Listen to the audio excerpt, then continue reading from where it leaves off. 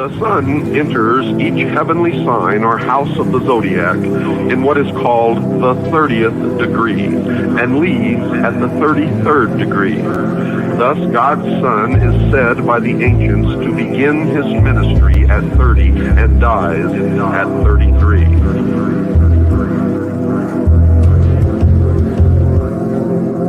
According to Plato, the highest form of magic consisted in the divine worship of the gods, plural, and according to Iamblichus, the priests, through sacerdotal theurgy, were able to ascend from a material state of unconsciousness to a realization of the universal essence, thus coming to an understanding of universal purpose by which the performance of high feats of magic became possible. Listen to this carefully, folks. This is their own words. The underworld is not the sphere of the dead alone. It is the world of the mysteries. Wisdom is not easily cheated. And if you don't wake up, I would rather be dead than live in slavery in the New World Order.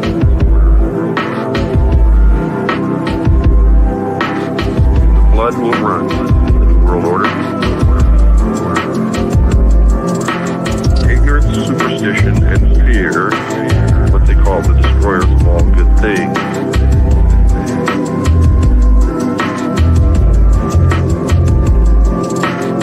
Hiram Abiff was really, folks, Jacques Molay of the Knights Templar.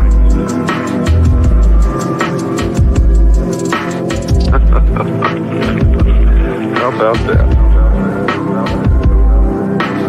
I could go on and on and on and on. I will go on and on and on and on until you either wake up or I am dead, one or the other.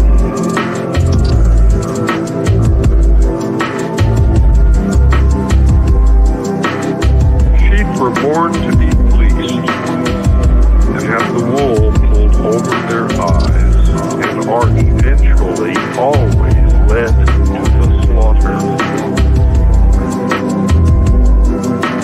Should I go on? I will.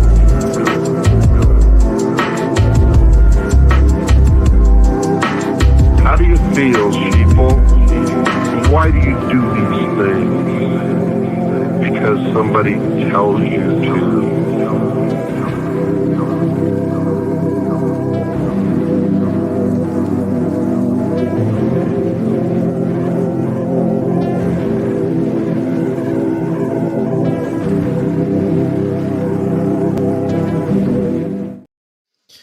Of course, leave it to Narco Longo to be, or Vladimir Putin. How would you say that? Putin?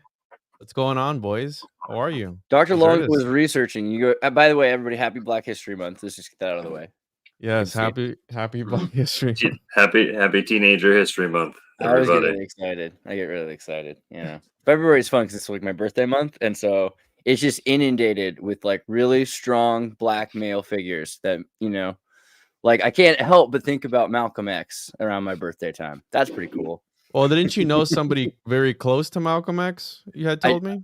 I did actually. Kind of I mean, that's a random segue or anything like that. It is a random segue. But I did know Shabazz. Shabazz is Malcolm Shabazz, Malcolm, the son of Malcolm X. That's interesting. But not since he passed away. So I haven't, I knew him like 2007, 2012, just about, thing like that. When did he die?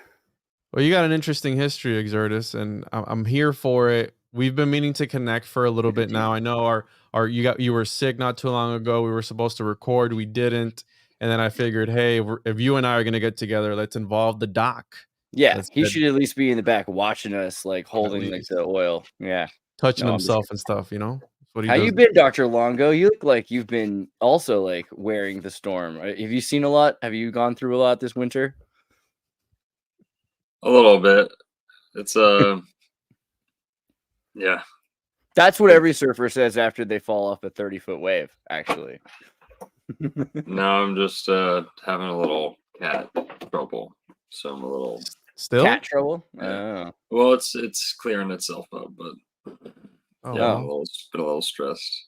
Let's Dude. all send prayers over to Yeah. Longo's way for his cat. God bless your cat. I mean, we went through that, at Tim's, we had a lot of problems with Bacchus. Our cat Bacchus would get sick. He had I forget if it was like kitten AIDS. It was something pretty bad, one way or another. His liver was failing, but then he got stem cells. So that was pretty cool. So, Xirtus, it was interesting. I had done your show a little while ago. We had done, I think, Wednesday or something. Yeah. And I think it was that same night, and this is going to segue directly to what we're going to be talking about today. We're going to talk about old world stuff, Mormonism, giants, Nephilim, whatever you want to call it. We can talk about the earthquake that happened off the coast of Florida, which I found out through Cheney on her, I think it was Instagram or something like that. Shout out to Project Cheney in the chat. And we did that episode. I think Paranoid American was there too. Shout out to Paranoid. And I had a dream that night. Right. Black History Month. I have a dream. I had a dream that night and you were in it. And I guess I was in a church and then you were in front of me and you turn around and you look at me and you go, you should go to church more.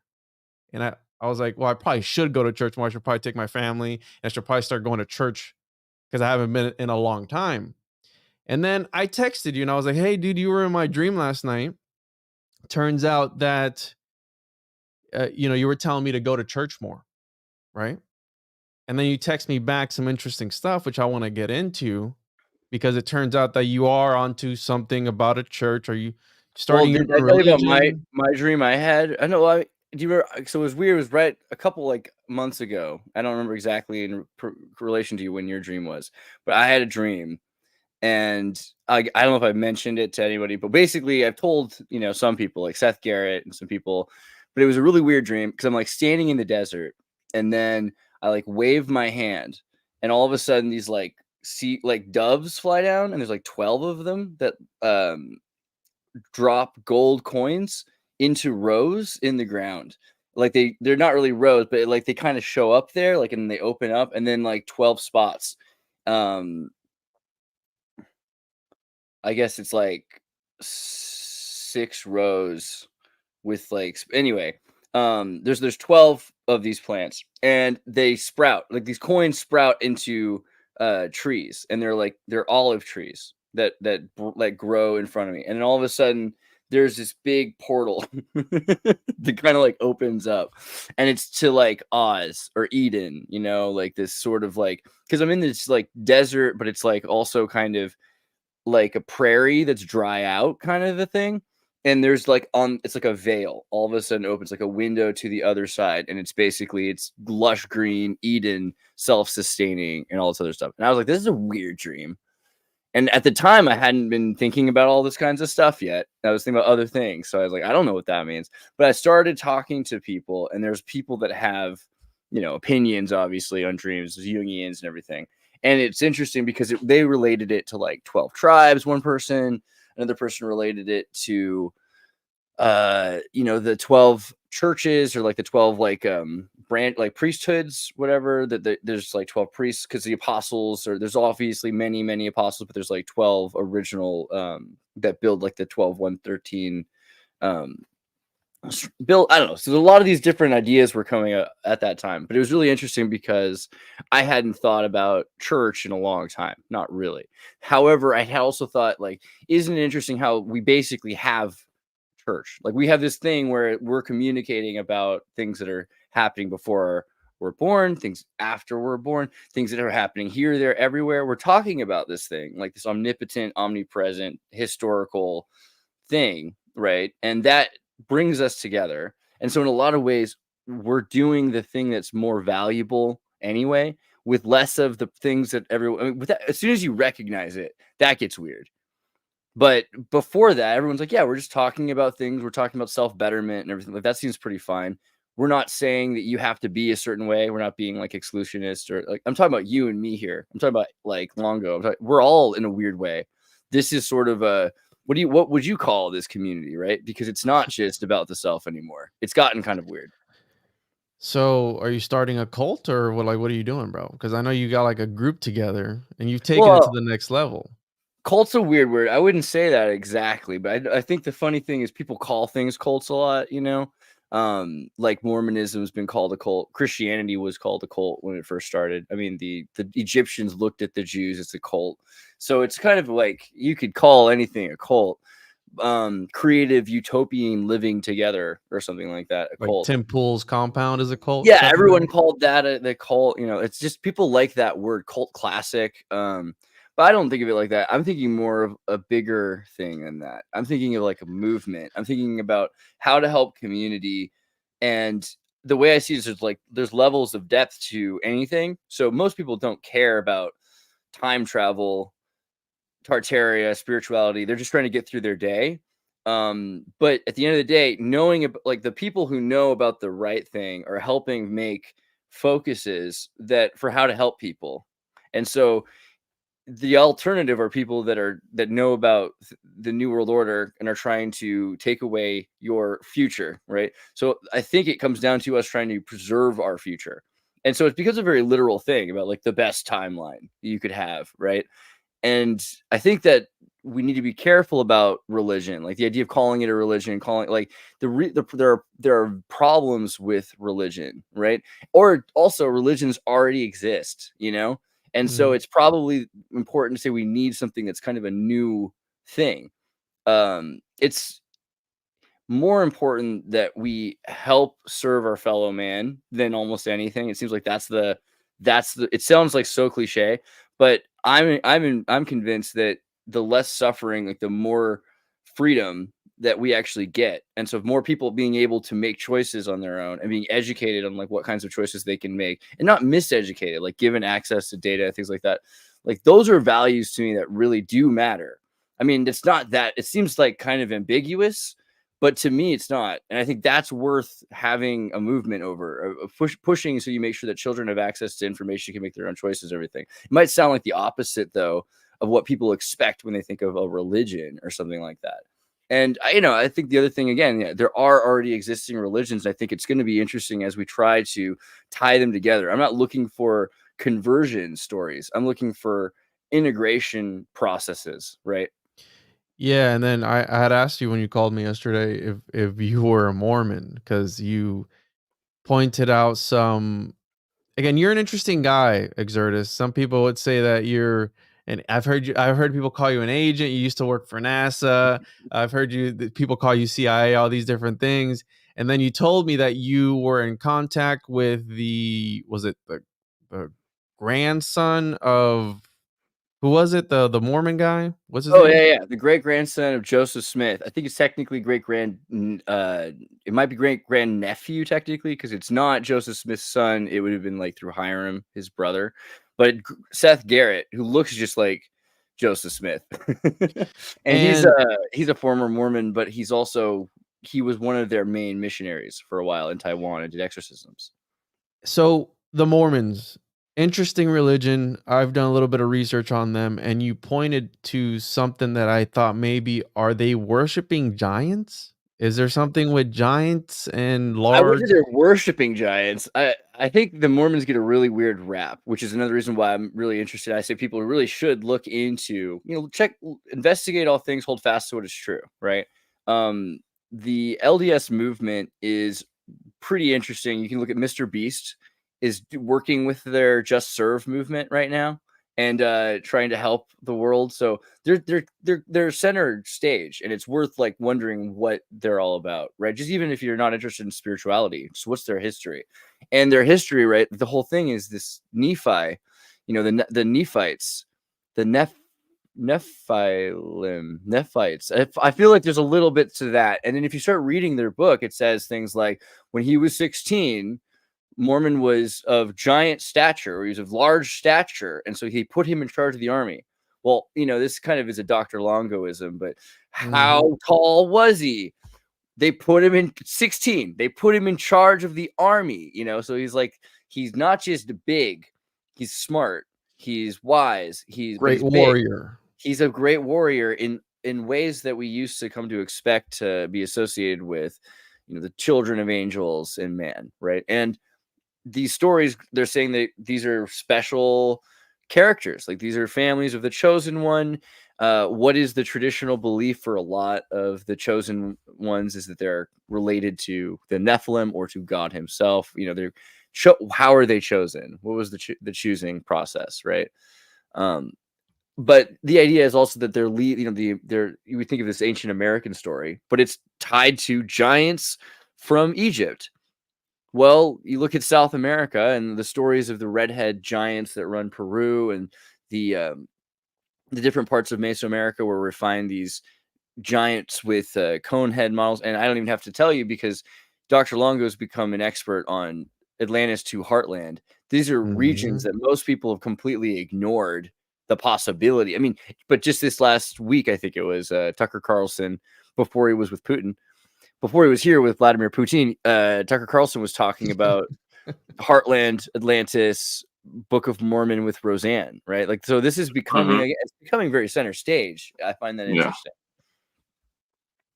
Oh, yeah. Do you have any? Didn't Putin go off on some old world stuff? Did you guys watch the interview at all? I watched the whole thing. I haven't had time to see the whole thing yet, so I missed that if he went off on old world Tartaria. What did he say? What are your thoughts, Narco? Well, thoughts on what? The interview? Well, yeah, and then we can get into this Nephi stuff. Nephi, whatever. We can get into that. Well, Tucker asked him like how these recent hostilities kicked off, and Putin started like 2,000 years ago in his response, and by 1650, like he wasn't anywhere close to done, and That's so very he slow. very slowly got to like the present hostilities and like tied the whole speech together. And Tucker kept trying to ask him questions and he kept cracking jokes at Tucker, and it was funny. He like insinuated he was in the CIA. He's like, well, No, good thing that was the thing I did see. He didn't. What he did was way funnier. He's like, well, you know how you were trying to get into the CIA. Thank God they didn't let you in. But I mean, that was sarcasm though, bro. Thank God they didn't let you in. Like, we know that you're in. You know what I'm saying? Yeah, I was reading it like that. I was reading it also like you're incompetent. Don't forget who you are. You've become a clown. You know what I mean? Not in a bad way. Like, I'm a clown, but he's not a politician. He's not an agent. He's a when you're that public of suffering of infamia, you can no longer do things you used to be able to do, like the kinds of changes you could make. What's up, Nargo? Were those tips for you? The 108 was for me. The other one I think was for you. I don't know. I'm not paying attention to the chat. Yeah, Okay. The 108 was for me. So shout out to, we got here a New York live stream coming in hot with a 108, and then we had another one there. Let me see if I can find it. This one right here. This one was for you, I think. Or is it Prism? Yeah, Prism sentence. Thank you for such insightful content. Cheers from the Adirondacks. There you go. Also, Mythoclast gifted some Xirtus memberships, so that's pretty cool. Yeah, Nice. None of my people have ever done that. So I like you guys. Thanks you for doing that, because sometimes we talk about things and then they try to hide them from the people, and then you have to be a member to watch them. So yeah. So shout out to those people for that. And interesting that he went off on some. Did he say anything of significance that was important as far as like any sort of cosmology that he was adhering to, or he was just pretty much blaming the Jews for everything? Like, what was he what was he doing? Because I haven't watched the interview. Narco? Are you turning to me? Yeah, I'm talking to you. Did he say anything of significance? I didn't see the whole thing, so you're gonna be the one. He kind of praised George Bush Senior a little bit, and Junior. He praised. So he Trump jokes about the CIA bit. and then praises George Bush. Okay. They brought up this like journalist who's imprisoned, detained in Russia, whatever. And yeah, they just kind of towards the end disagreed on whether this guy should be let go. And Tucker, to be honest, was kind of like tense the whole time. Putin was super laid back. Like he was tapping his foot a little bit, but he was slouched very far back in his chair, chilling, total alpha, maintaining the space. And Tucker was very like contorted in the face. He always is, but What's his sign? face was. He's a Taurus. He's very Taurus. Taurus. Yeah, he breaks into falsetto, and he's very effeminate in a lot of his. So yeah, very Taurusy, sweet, sweet pastel, like Am dress I like that, bro? fashion style too. Sweet I mean, pastel. a little bit. You're pretty pastel. You've got like I love pastel though. You have to understand. As someone raised neon, I've always been interested in pastel. So what's up with the string that he's wearing? A lot of people were talking about the string, Oh, Kabbalah yeah. string. What's going on there? I'm glad you No, brought it up instead of me. It looked like a orange rubber band to me. It looks kind of like square profile. I think it's just a Kut Hashani, right? Like the Kut Hashani's the. Yeah, I if have it's a one red somewhere. string- Hold on. Ugh! Someone If sewed it's a over my jacket. red string, that's the Kabbalah. Oh, my ex-girlfriend or String. something at some point, because I haven't worn this jacket in years, and like it's got a Kut Hashani sewn into the right here to keep you safe. To keep you safe. Here's bro. the interesting part, though, that right, it's used to ward off the evil eye. Shout out to 5 Leaf Clover for gifting 5 membership. Shout out to you, brother. Yeah. Appreciate you. Used to And ward off evil and to remind Mossad who to protect, in the room. did Epstein wear one of these? Because we got All I'm saying is DiCaprio. I did, and I know people that do, because it's pretty much like a pop culture symbol now. It's not. It's the only difference is Tucker Carlson is not a pop culture symbolic person. It's not, he's on the same wave as Malays wearing one, right? Like when people are wearing them for political protection instead of just esoteric protection, I think it becomes different. Not So in like a bad way. I'm just saying. so like a sign, almost like if you're in the know or something. Like a token, I think, to keep yourself like protected. Or also, it says which side you're on really clearly. I think. I don't think you're going to see many Palestinian supporters wearing a Kabbalah bracelet. So what sign is Putin? Is there any astrological significance to this interview? Because it was kind of a big deal. I mean, they're talking about crushing the mainstream media. A ton of people are going over to X. You have Elon Musk in there. And is this like a defiance of the government by Putin, by Tucker going over there and meeting with this guy who we're kind of in a war with at the moment? So he's like, we're not in a war with him, like not really. And also, we're not Biden in the government. Like this is a very Clone Wars situation. And I think he's kind of pointing that out. But at the same time, not anyone's going to care because people that have already decided, like racism is really amazing. It's so powerful. People decided to hate Russia, and that's that. There's not going to be some conversation where logic is used to help people demystify that rationale. I think that's not the way that works. what are the stars saying, Narco? Have you been keeping up with the... Putin's a Libra, by the way, which is also funny. He's a Libra? What does that mean? Dude. Break it down for me, Narco. Well, Putin's a Libra. Tucker's a Taurus. I haven't sat down and looked at it. I'm not that type of astrologer. It doesn't really matter to me.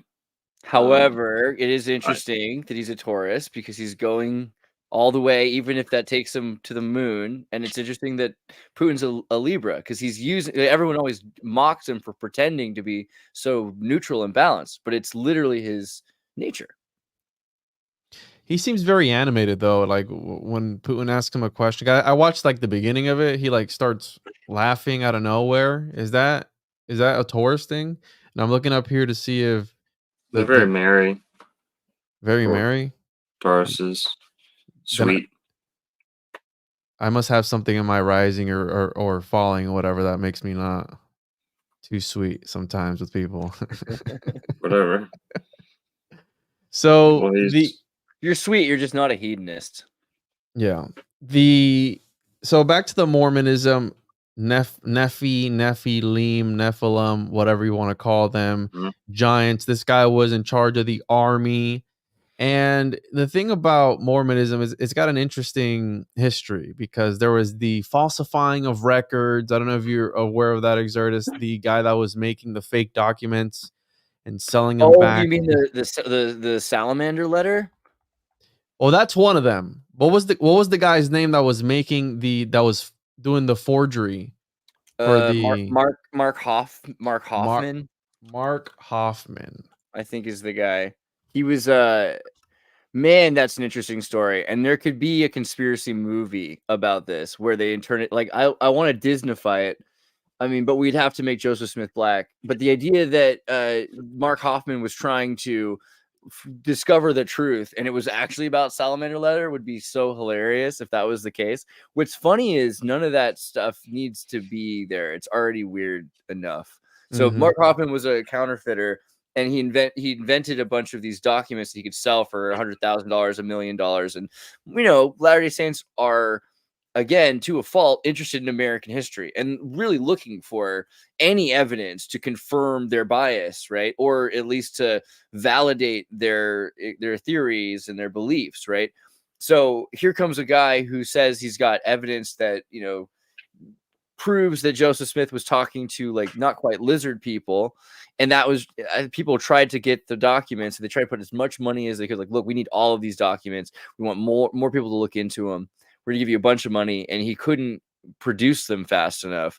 So he started killing the people that were trying, these really nice, generous, innocent people that were trying to find out more, that were open-minded enough to this crazy thing, right? I have to imagine the 80s too. They're like, yeah, I'm interested to hear about that. And the church was trying to buy the documents as well, right? And they were probably gonna. So there was like bidding wars because people were afraid the church was gonna hide the documents. And what would you do as a church if someone said that we have proof that your prophet worshipped lizard people? That was a hard week, I'm pretty sure, for everybody. Yeah, was that a salamander had, I guess, what, divinated to him or something like that? At first, it was a frog. Wasn't there a mix up onto what I guess amphibian or Yeah, well, animal was? the salamander record, I think. I mean, there's the reasons also that kind of makes sense is if you grew up looking at like the Book of Moses and so the other books, like the Book of Mormon is all about America, but there's this other thing where Joseph Smith bought a bunch of mummies, and these mummies are huge and they're disappeared except for maybe one of them, which ended up in the Niagara Falls Museum, and another one that was in the Chicago Library fire of 1870, like 71 or 73. So Joseph Smith's interaction with Egyptian gods, or not his own, but reading of Joseph in the Bible and of Abraham in the Bible being, nearly sacrificed to Egyptian gods, it made sense that maybe there's something like the Egyptian gods are really the angels or fallen angels that are surrounding the archons, right? And there's a lot of Gnosticism and openness to Gnosticism. So there were just people trying to figure out what this thing was about. But I've not, I mean, I'm not a big official story guy, but this is one of those official stories I tend to believe. I don't really believe. I think the Occam's razor here is this guy made up the salamander letter. I don't think. Yeah, because that's where the necromancy, apart from like all the other weird stuff that's already going on, this dude's talking about golden tablets that only he can decipher, and that was it entities talking to him, like some Enochian entities in there or something? Yeah. So again, it's like, are you asking what Mark Hoffman said or what like Joseph Smith said? And What Joseph what Smith was Yeah. saying. So let's just look at this from a whole different light. All right. So like you have to imagine there's this kid and he's growing up in America in the coolest time to grow up in America because it's a new country. It's like 1805 or whatever. It's been around for like 25 years. And it's super Freemasonic. Right. And so there's Mm. Freemasons that run America, and it hadn't been like that in Europe where they could just be out in the public in the streets the way that it got to a pretty wild point. And then there's the 1820s Morgan affair. There's the anti-Masonry because this guy says Morgan says he's going to publish the Freemason books, and he ends up he disappears, right? And when he disappears, everyone thinks the Freemasons are responsible, and they start arresting them. And we don't realize it, but it's like the communist scare. The anti-Masonry scare was huge, and they ended up arresting and removing jobs, and it's kind of like Kristallnacht, like Jews having their homes like in their businesses, like the Freemasons had their businesses shattered, and not every Freemason was bad, you know, that's kind of the thing. So there's this movement then to get rid of that, and Joseph Smith's brother, Hiram Smith, a Freemason like his father, because Joseph Smith's the junior to his father.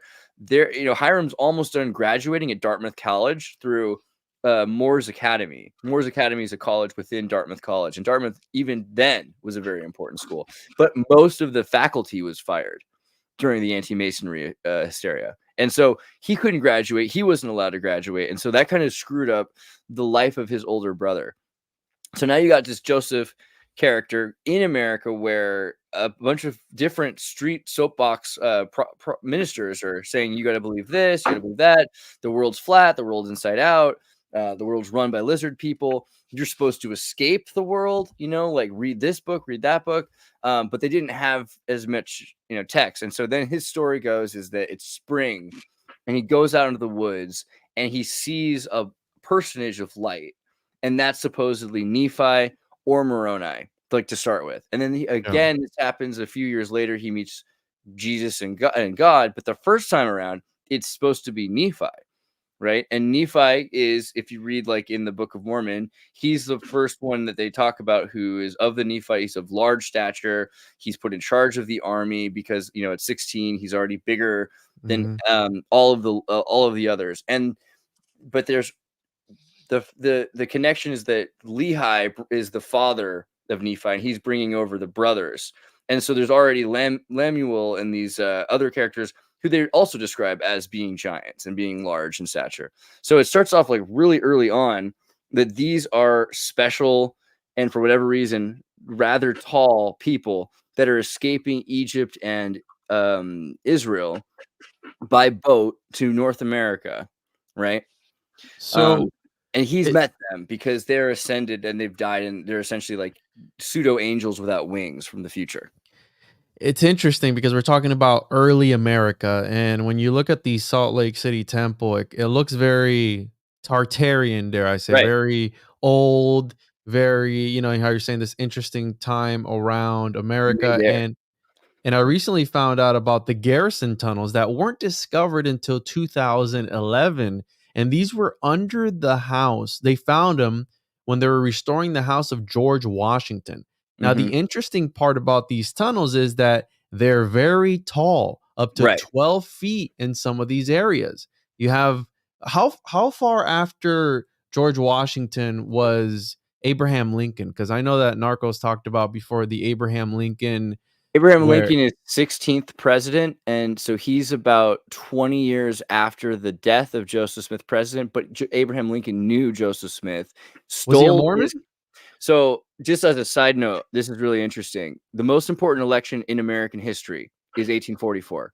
1844 is when James Polk is elected. He's a 4-year president like George Bush Sr. He's the most successful president in history. He's a Jacksonian Masonic Democrat. He's the reason why they had a civil war. He's the reason why Mexico fell. He's the reason why we have the, you know, Jacksonian Louisiana purchased territories as states. Everything comes down to Polk. Polk ran against Joseph Smith. Joseph Smith could have because he tried to run for president, didn't he? Right, he did. His campaign, top hat in 1844, this is 15 years before Lincoln. Top hat, right? Because he reads the plates out of the top hat, and he's an abolitionist. He's the first man to run as an abolitionist for president, right? He's got blacks in the priesthood. This is another important thing because people miss this up about the Mormons. The original Mormons, women and blacks and everybody were equal and able to do everything, and they were just building Zion. It's all about rebuilding Tartaria. Polk, dude, might as well be a time traveler. It's crazy, all the things that come down to Polk's election. Immortal alchemist, maybe? Yeah. I mean, seriously, I'm not kidding when I say Polk is a, you know, and also the confluence of manifest destiny and everything else in this war going on between the Masons and the anti-Masons becomes like the Masons, the Jacksonian Masons become the Democrats. The oldest party in the United States is the Democrats. The Masonic Party is the Democratic Party. The Republicans come out of the anti-Mason party. So the Civil War, this whole thing with Lincoln and Lincoln showing up in a top hat. Oh, and I forgot the best part. Springfield, Illinois. Joseph Smith passes through Springfield, Illinois on his way to build Nauvoo. Nauvoo is the city that Joseph Smith built that was bigger than Chicago not just in street sizes. I mean, in population and infrastructure, Nauvoo was the craziest thing, and it terrified them because they were going to build a Vatican in the middle of the United States in Illinois. And it was What? all, it's all in front of Abraham Lincoln. He saw this when he was a young, he wasn't quite a congressman. He's a lawyer, and he was in government at that time, and helped in some way permission to give them the land of Commerce, Illinois, which became Nauvoo. How tall was this guy? Do we know? Polk was surely tall, but I don't know for sure. James Polk height, Because it's interesting George that Washington was like almost 2 meters tall. George Washington was like 1.89 or something like that. Polk is 173. So he was. Oh, that's terrible. he's was 5'8", bro. He's short. Yeah, dude. he's a little man. That's terrible. Nothing like George Washington. So Or George Bush. Washington, because it's interesting that Abraham Lincoln was talking about he's 6'2". Abraham Lincoln was 6'4", and Abraham Lincoln was talking about the giants that were roaming America. And Well, in the same paragraph, he refers to mammoths and mastodons. Yeah. Let's look up the entire quote, giant quote. So here we go, contemporary. Also, there's some interesting things about Mormonism, like terminology, like anachronisms. If you start to look into the anachronisms, like someone says, "Oh, there's no hippos," right? Well, the word hippo means water horse, and it was used for a number of animals. So the idea that mastodons might have been what they were referring to when they're talking about these giant hippos and things like that, it's interesting. There are a lot of things that back up this idea. Oh, go ahead, Narco. The Columbian mammoth and Columbian mastodon, or American mastodon, were both existent in Florida way past the Ice Age, way after the Ice Age, and way later than their extinctions elsewhere around the United States. And they were pretty hairless. We were talking about this a couple days ago. These are essentially an elephant. If you take the African elephant and the Asian elephant and compare them skeletally to the extinct American elephants, they're the same size leap. Right. And they were not woolly down in Florida. So it's like the elephant for the anti-Mason symbol is probably related to the mastodon. Well, it's also the astrology of Republican Democrat is Republican is Cancerian or Jupiterian. Jupiter exalts in Cancer. Cancer is where we get the word conservative. Whereas Democrats are Saturnian, the donkey, the ass, the stunted animal, which is sterile too, right? Aren't donkeys sterile?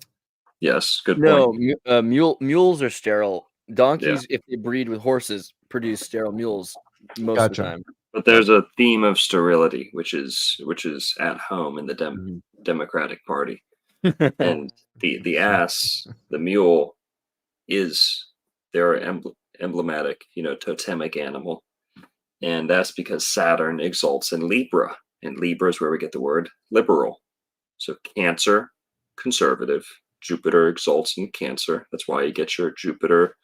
Look up any astrological reference book. Elephants ruled by Jupiter. That's why you get the word elevate, elegant, right? These are elephant. This thread comes from Jupiter. And then Saturn, being the donkey, Loki, donkey, right, is the and Loki has horns too, like a elephant, right? I mean, not like an elephant, but 2 horns Loki has. You're true. You're tripping. And then Loki has horns, no?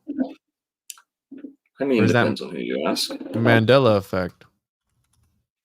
Look at Marvel paints him like this with 2 freaking horns. I mean, that's pretty elephant-y. And at the end of the Marvel game, he rules like the time and space in this throne. Jupiter is the elephant. Saturn is the donkey. Saturn exalts in Libra. That's where we get liberal. So there's your 2 political parties represented, in the astrology, in the zodiac. So Also, getting into Mormon territory, you've got to talk about how their whole geography has shifted in the last 20 years. 20 to They 40, used yeah. they used to believe that a lot of their people landed in South America, Central America, and then a lot of their history happened alongside either the Maya, the Aztec, somewhere around Central America, and then towards the end of their stories, you have them arriving up in the northeast of America, United States, with the mound culture and all this. So they had a hard But time pinning that down. Sorry, I was gonna say that did change, because it wasn't like that originally. In fact, it was after they found the Mayan pyramids at the beginning of the 20th century. If they hadn't found Machu Picchu, when Machu Picchu was found, that kind of created the Meso model. But before that, actually, they thought of it as being in the Heartland for the most part, and even Florida. Mhm. Well, they knew it ended up in the Heartland. I don't think Florida got tossed around. Florida, it seems like, has been the most recent addition to the Mormon So archaeology. they're circling back. So like the earliest thoughts were that they were landing right at the beginning in Florida and in the Sea of Cortez region, because like they have a map that goes above this follows the path above Haiti, in between Florida towards like Louisiana territories. And that was some of the earliest thoughts, but they had no evidence, they said. Again, also they had wars there. They've destroyed all the forts, so it was hard for them to do the research. And then this Meso model emerged. So the Meso model took over everything. But I think, deep down, the original evidence was for Heartland, and it's cool it's coming back to that, because it makes a lot of sense. Is it You this what you're talking about? Familiar with Wayne May, Andreas? No, Wayne May? No. Yeah, so he's probably the premier Mormon archaeology guy, or at least cataloging all the archaeology around the United States. And the way he paints the picture is that Florida was never seriously considered. They were searching for sure, and they might have considered it then, but in terms of archaeological evidence, all archaeological evidence for Florida has not come out until this past 40 years, like you said. Recently, for sure. They sunk their teeth deepest, the Mormon Church, LDS did, into the Meso theory, as far as putting it into their textbooks and passing it out to schools. Every picture in every church is a Mayan pyramid. Yeah, exactly. So they really did, start leaning into that theory, feeling they were firm enough in the evidence. However, Wayne May, a lot of other people who've been uncovering the Hopewell culture, and the mounds, the earthworks, the geometric earthworks that are using all Egyptian, ancient Israelite measurements, standard measurements from Mesopotamia, from Babylon, that they're using in Native America, Heartland America, starting down in Florida. So the Hopewell culture starts down in Florida. So they're really repositioning they're putting all their chips back into Florida. And you'll find that the LDS Church is soon to become the largest landholder in the state of Florida. That's true. They're buying up land. Now, here's the biggest connection that, I'm not in contact with any Mormons. I know some of them like my channel, but I'm going to try and get in contact with Wayne May so we can piece this together, because they're not aware at all of E.E. Calloway's theories and assertion that Florida is, this Eden as described in Genesis. Regardless of whether you agree with him, it's the same exact vicinity, same exact river, the Apalachicola, where they are saying Lehi and Nephi landed. And that is their promised land. And the original landing zone, the Gulf Stream would have brought them right in. It would have been easy, warm, that's inviting. The Gulf Stream is the best evidence. There's no way they could avoid getting there.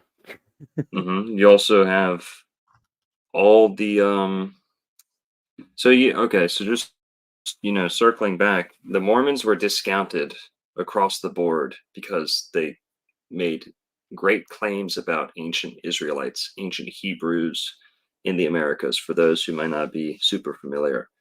That was discounted, saying, oh, there's no way that could happen. That's pseudo this, pseudo that. Now, you can say that the artifacts have been faked because they present a ton of like Hebrew writing and cuneiform writing in the Americas, which I believe a lot of it, they show copper weaponry, even some brass sometimes, or Right. like a bronze. More than they find in Mesoamerica. That's another thing. Like they don't find all that stuff down there, so they're forced more and more to acknowledge this. So Wayne May made one of the greatest smackdown remarks as to how we know most of the Book of Mormon would have been in the Heartland America down to Florida starting out, is that these are people who we know were observing the laws of Moses to an extent, the laws of Moses from the Old Testament. Now, you can say that they faked artifacts, but when we look into the native people of America themselves, their culture, we find them circumcising, scalp locking, twiddling their hair down the ears like Orthodox Jews today. And remember, anytime you start getting into this conversation, you have people saying, well, those aren't the true Israelites. Those aren't the true Israelites. We're not saying Eastern Europeans are the true Israelites for that. That's a conversation for another time. We're just talking about like this idea, though, of following what you think of as these laws, which is interesting because it makes it more about a cultural thing that you could learn and adapt and adopt these cultures. Maybe even then genetics, like you meet a new tribe, you mix with that tribe, and that tribe also adopts that culture. I mean, it's pretty clear also from our last conversation, Dr. Longo, when we talked about like the interactions with the earliest tall Floridian tribes, the way that I think also using the lunar calendar. There's several pretty clear examples of their customary meeting of a stranger that included like really similar greeting rituals. Like these are things that are hard to like you just manufacture. Right. There's dead absolute nails in the coffin that could never be overcome, even with archaeological or anything counter to it. Just for example, they would chant upon greeting, like you said, but a lot of times in the mornings they would greet the sun with two sacred, revered names that were esteemed above all others: Yahweh and Yo-Hey-Wah. Yo-Hey-Wah. That goes for the Creek tribe down to the Seminole and Temecula people of Florida as well. They would chant Javeh or Yahweh, depending on the tribe. And then they would chant Yo-Hey-Wah. There it is. Yo-Hey-Wah. Yo-Hey-Wah. So that's the Seminole, and who happen to have the same prefix as Semitic people, right? Seminole means original. This whole Apalachicola area, let's just zoom in right here. The pink shows what I like to jokingly refer to as the true Mesopotamia, the land between the rivers. Meso, that's an American, that's applied to America, and Potamia, that's Native American too. That's Greek, ancient Greek, and Greek, right? We've talked about that, I'm sure. Yeah, it's less and less of a joke, it's pretty much just what it is. And this pink right here, it shows, in my videos, I always talk about these 4 rivers of Eden that E.E. Calloway pointed out, where the Apalachicola branches up, north into the Flint and Chattahoochee rivers. The Chattahoochee is what, is what drew the border between Alabama and Georgia northward. And then the Flint River goes out to the east, but they wrap around and come back up towards Atlanta. So down here is where you get your 4 perfect rivers, Earth's only four-headed river system, is right where that pink zone starts at the bottom. And this is what E.E. Calloway wrote a whole book about.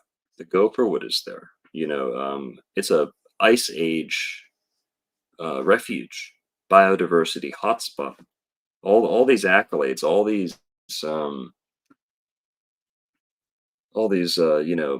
records, awards, all these longest life, healthiest people, tallest people. The radio. It's the same. It's the same. Oh, here's a dead giveaway that E. Calloway didn't put into his book. The exact spot where those four rivers split is on the 31st degree parallel north. Exact. This is mind-boggling. The exact spot where the four rivers split, 31st degree parallel at the north, 30th degree parallel north at the bottom. Wow. That's Lake Seminole. If you take the 31st degree parallel across the Atlantic, it runs through the city of Jerusalem. Right. Wow. Precisely.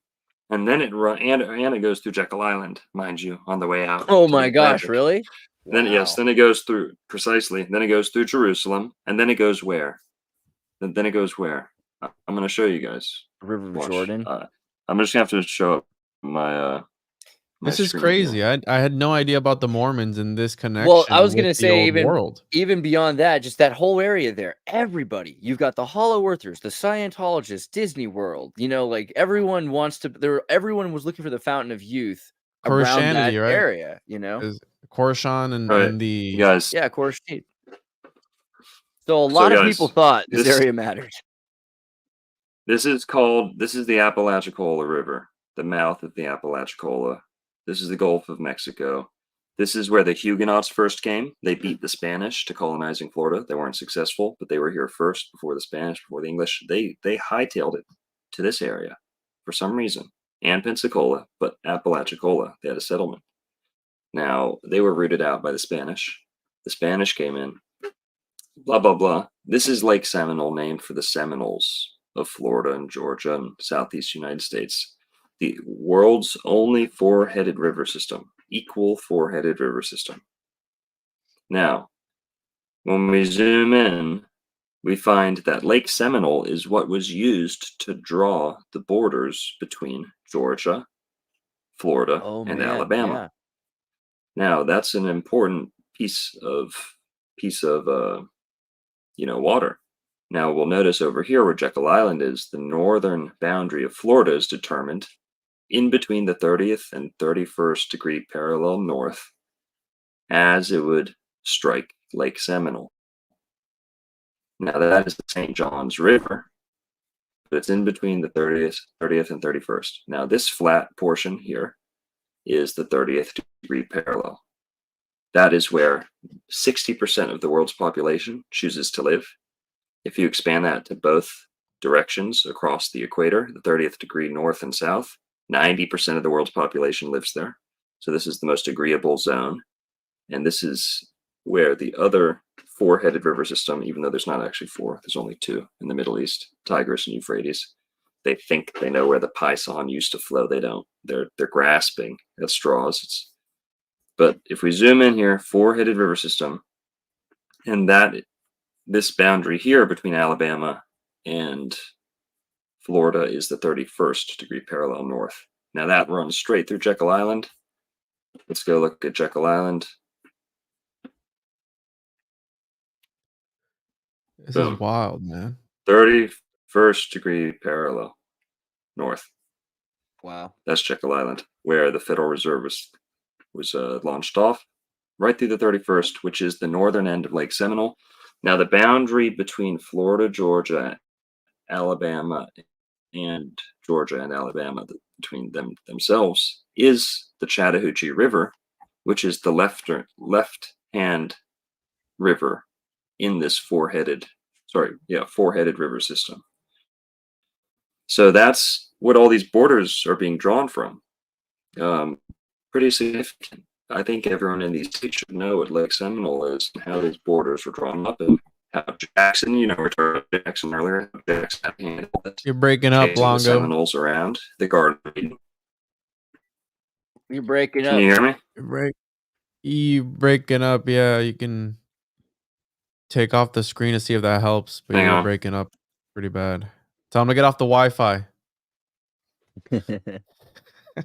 This is It's crazy. interesting. Jekyll Island's really close to Brunswick, and some of these Brunswicks are named after Bruno. I mean, granted, it has to do with like the Germanic settlements there, but it's interesting. A lot of the Brunswicks are near interesting places and have very powerful Masonic train depots, right? That run, and so originally these train depots are near water because before they were using trains, they were using as much of the bayous and the canals and channel systems as they could. So anywhere where you see water like this, there was probably more water, and you could get around all of the routes to get your Well, that cotton was the bales. founding of Florida too. They started with the steamboats, with the boating industry, and then they moved to the robber baron train industry, and then they pushed into the last frontier. But that's how they primarily got around, in the Yeah. water, and Florida being a swamp. But this is all new to me, dude. I had no idea about the Mormon connection with the old world.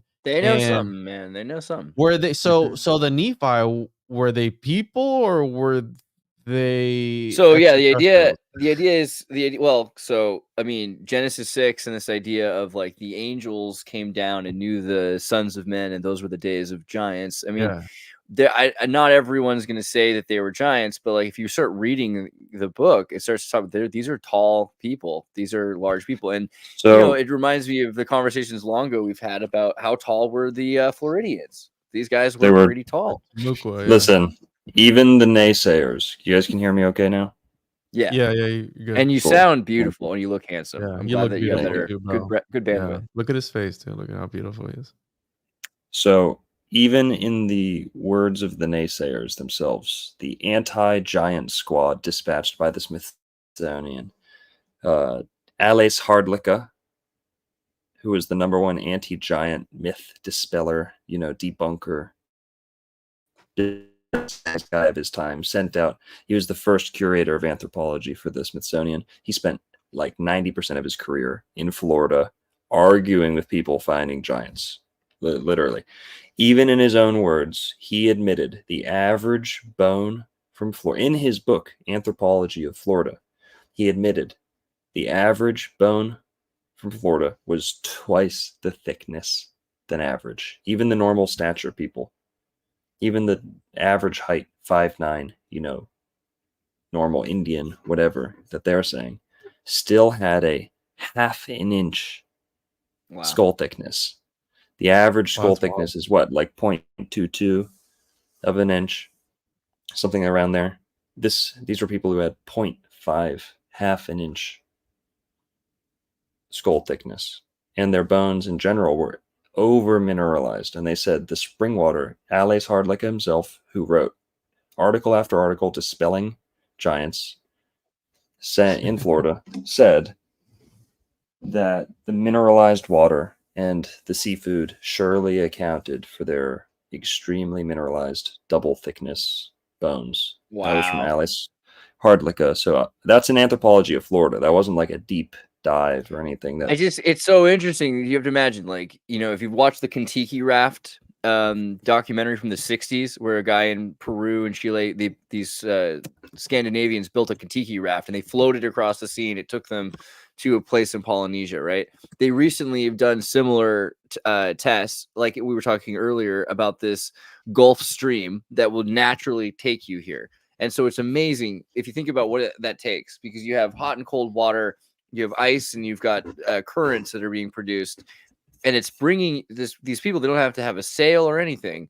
You just get in the water, and it's going to bring you to this place. And where does it take you? It takes you to a place where you have radium hot springs, high mineral content water, amazing flora and fauna that you can't find anywhere else at in times when the rest of the world is under snow or in desert. Like this is like you said, a microclimate that is eternal. This is crazy. If you think about how you would qualify this place, trying to explain it, I'm pretty sure most people would think you were talking about Eden. Right. Now, if I may just wrap this up with the whole Google Map example. It'll drill the point home beautifully once we just zoom across the Atlantic here. So I hope I made it clear why Lake Seminole is important, how it's how it comprises the borders of these three states, how the northern end is the 31st, the southern end is the 30th exactly. There's a dam there precisely at the 30th parallel, and that's Lake Seminole. The meaning behind the word Seminole, the tribe, I've talked about them so much. So this is the Apalachicola. Talking about Eden, you could construe that as apple of Eden, Apalachicola. That's an ancient Indian word. But let's go across past Jekyll Island, across the 31st degree parallel north, across the Atlantic, and where are we going to hit? We're going to go across. If I look, hang on, can you hear me? Oh, yeah, you were just breaking up there for 1 second, but you're good now. Narco, you still there? Narco. Did we lose him? Damn, loading up the Google Earth, bro. Can't even keep up with the Google Earth. It's all that processing power. He's using it to generate protection spells against AI. That Garden of Eden internet is not too good, bro. Hopefully it's just that they're trying to suppress the truth because they're like, wait, you can't show that island. That was that's where Scrooge McDuck keeps his Minotaur. Are you kidding me? You're not supposed to show that. Yeah, it's not supposed to exist. Yeah, there he goes. I think he might be coming back. While he's trying to come back, let's just remind people because, I think we have even more of an audience that hasn't seen all this stuff yet. Like, especially if there are people that are like members of churches in the church that want to learn about Heartland in America. So a lot of people don't know about the Smithsonian suppression of giants. It sounds, I think, hard. Oh, he's back. Okay. There he is. There he is. You there, Longo? Narco. You hear me okay? Narco. Yeah. I can't hear you okay. We were trying to say, I sent a link earlier about it, but like just to elaborate on the conspiracy to suppress giants, just how big of an issue that really is. I don't think a lot of people know. I mean, we do, but maybe while he's there, you want to pull up the link? Oh, are you back? Okay. You can hear me okay? I can hear you. Yeah. Can you hear us? Yeah. Okay. I can't hear you guys for shit, but if you hear me okay, just tell me. Pardon his Anglo-Saxon. If I don't. Oh, man. He's going to disappear. While he's doing that, pull up the link on the Smithsonian thing real quick, just so that people have something to look at while we wait for Longo. Yeah, let me pull it up here. It's not a big deal, but it's something. It's funny. I had this pulled up one day, and Top Lobster from Nephilim Desco, I thought that they were coconuts. That's how dumb that guy is, bro. He thought that these were coconuts, dude. They're papayas, man. Come on. Dude, they're giant tendon loins or tendon balls. That's what we used to say. All right, so what do we got here, dude? Yeah, there's a lot of articles about this. It's really interesting, though, because there's been a lot of talk about the Smithsonian, which Smithson was a cool guy, and he ended up getting he died in Italy. There's a British guy named Smithson, and when he died, they took his money and made a fake will, likely, or it's possible that it truly was his plan to send all of his money to America. But create the Smithsonian institution has nothing to do with Smithson, and they've gone around and they've hidden a lot of relics, and also said they've returned bones to native tribes, right? But they went any time that we found bones for the last 100 years, people will be like, we found these giant bones, and then they'll just send somebody like Dr. Longo was saying and try to like dismiss it, and then they'll take the bones for experiments or for studies, and you'll never see them again, right? Narco, are you still frozen, Longo? Narco. Yeah. Golly, bro, I want to see where he's trying to take us with the 31st parallel. Where's he going? Is he going to Easter Island, or where's he going? Is Easter Island? Well, while he's doing that, let's check the comments. Anybody sending interesting comments? Let's see. I haven't been paying attention. There is Artemis almost Egg. 832 people watching right now. We're streaming to 3 different channels. So Xirtus, go subscribe to him. 2.5 channels looks like. Yeah, well, the half is mine. So yeah, 2.5. Old World Florida, Andreas Xirtus, and One-on-One Podcast. Mars Pop says Google Maps homunked him. That sounds about right. Homunculus are fake and gay, dude. Don't talk about homunculus on the stream. CIA, DARPA jamming with their tech jammers. Yes, that's definitely what's going on. There we go. Just do it. Just do it, Monarcho. I see you. You're there. Bro, just pull up where you want to go and then just pull it up and then talk. I cannot hear you guys at all. Just go. We hear you. Just go. Just go. Just go. You see my screen? Yeah. No, I don't see it. Oh, well, hold on. I'll pull up a screen. Here it goes. Is that he's trying to stream his screen and it's what is that in your background, bro? What is that? What did happen? I put my hands up. What the heck was that, bro? I put my hands up and it made this. I'm sorry, I'm magic. Dude, I forgot to tell you. What was that? That was so crazy, dude. I want to do it again. It won't let me have. Let's do it again. Oh well, that was pretty cool. Come on, bro. I want to know what Longo is saying. This is so fascinating. This is like I'm learning so much right now, and this is great. I did not know that this was part of this, and that makes sense, Xirtus. That and listen, I know this is gonna sound weird, but like that's why they've been kind of shunned in a sort of way, like because usually the people in history I've noticed that the people who are telling some sort of truth, even if it's like pieces here and there, they're taken out. You know, they're like Longo. I mean, he's being taken out right now. Hopefully he's alive. I mean, yeah, no, he's fine. He's fine. Worst case, he can call in and I can patch him through. I find it really interesting how people are afraid of giants or don't believe in giants. I mean, it's not like first off, you've got whales. Whales are mammals that are 100 feet long. We've talked about that. So there's already like the 100-foot mammal thing isn't hard to believe. And if you whales were the first animals that God created in Genesis too, by the way. It's in there. Again, depending on which translation you pick, right? Well, but for the most part, that's true. And the idea of the vapor canopy from the CIA's declassified Adam and Eve apocalypse book, talking about the 6 major extinctions, you get this idea that there's a vapor canopy. So there might be, according even this idea of Noah, where water and air were essentially not separated for a period, which would make a lot of sense for certain kinds of, like in extreme rainforests, that's where you have some of the largest species that are able to thrive, right? So if there's enough moisture and everything. So it's possible that there were really giant animals, but even just humans, we know humans that are 7 feet tall, we were talking about earlier.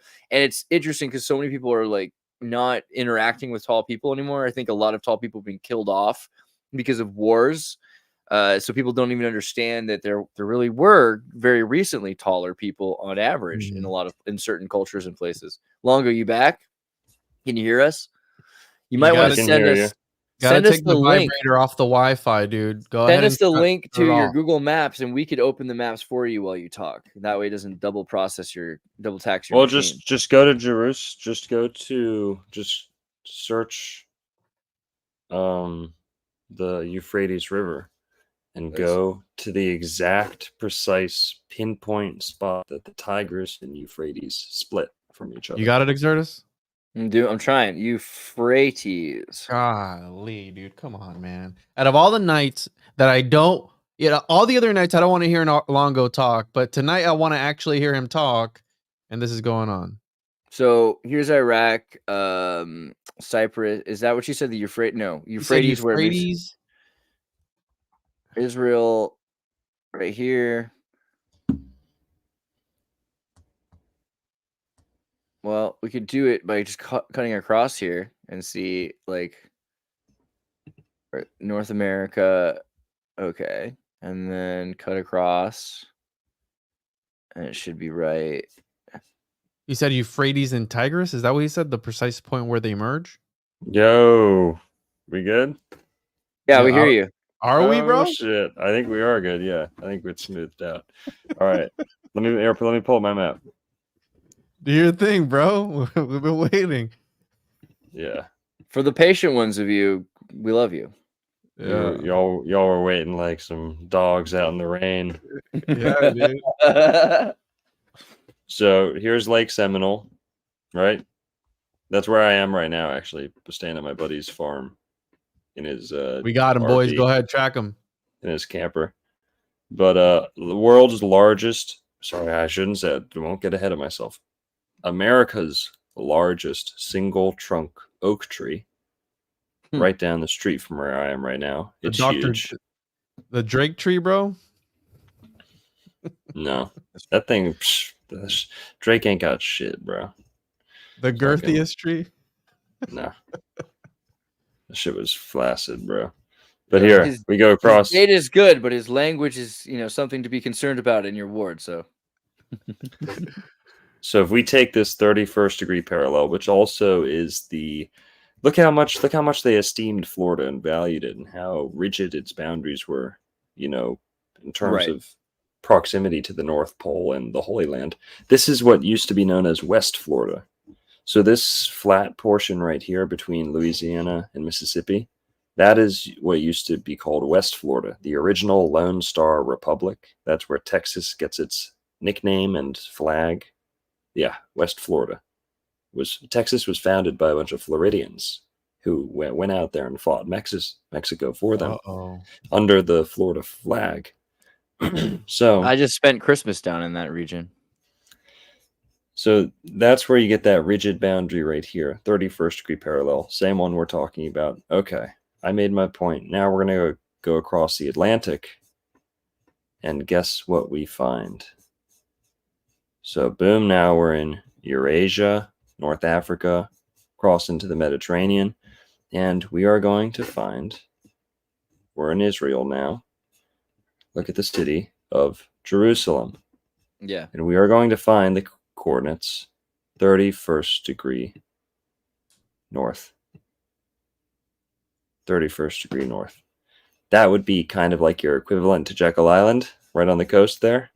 And then a little deeper inland towards the Gulf. What are we going to find here? Let's see if I can find the exact spot. Yeah, you ready for this? We're ready. We've been ready. I think this is it. And that's a Karun in the Tigris, or the. It's down here somewhere, maybe. So it's also using the Israeli flag, those two blue lines on either side of the seal of the Saturn Solomon seal. Those two blue lines represent the Tigris and the Euphrates, as in those are the boundaries. Yeah, it's right around here. Here, I have to look it up. And I'm almost in the right spot. Yeah, right there. Back. Oof. And So aren't we're they? No, you got to go south because it runs. Yeah. Yeah, we're gonna have to trace. I'm gonna trace it back to where they split off. Yeah. Precisely. And aren't they attacking over there right now? Aren't they sending stuff over, allegedly retaliating against a group? Talking about Iraq, I think it was Iran, something like that.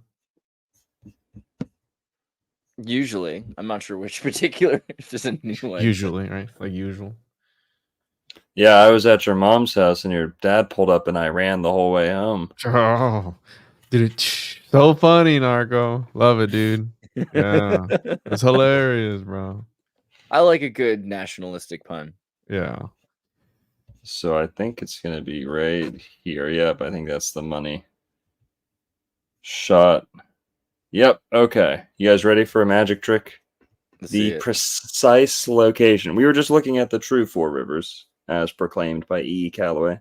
4 still running rivers, equal four-headed river system. This is the fake one, or at least the one they claim out in the Middle East, that we've spent so many millions, billions of dollars and hundreds of thousands of lives. Cha-ching. Now, if we even go a mile south, we fall short of 31. Wow. It is the precise deviation between Euphrates and Tigris that you get 31st degree parallel north. Now, that is Iraq. This is Iraq, okay? Wow, that's great. You want to hear something crazy? And what does Euphrates mean? Dragon, allegedly, Oof. something akin to dragon or serpent. Some have even said a crocodile.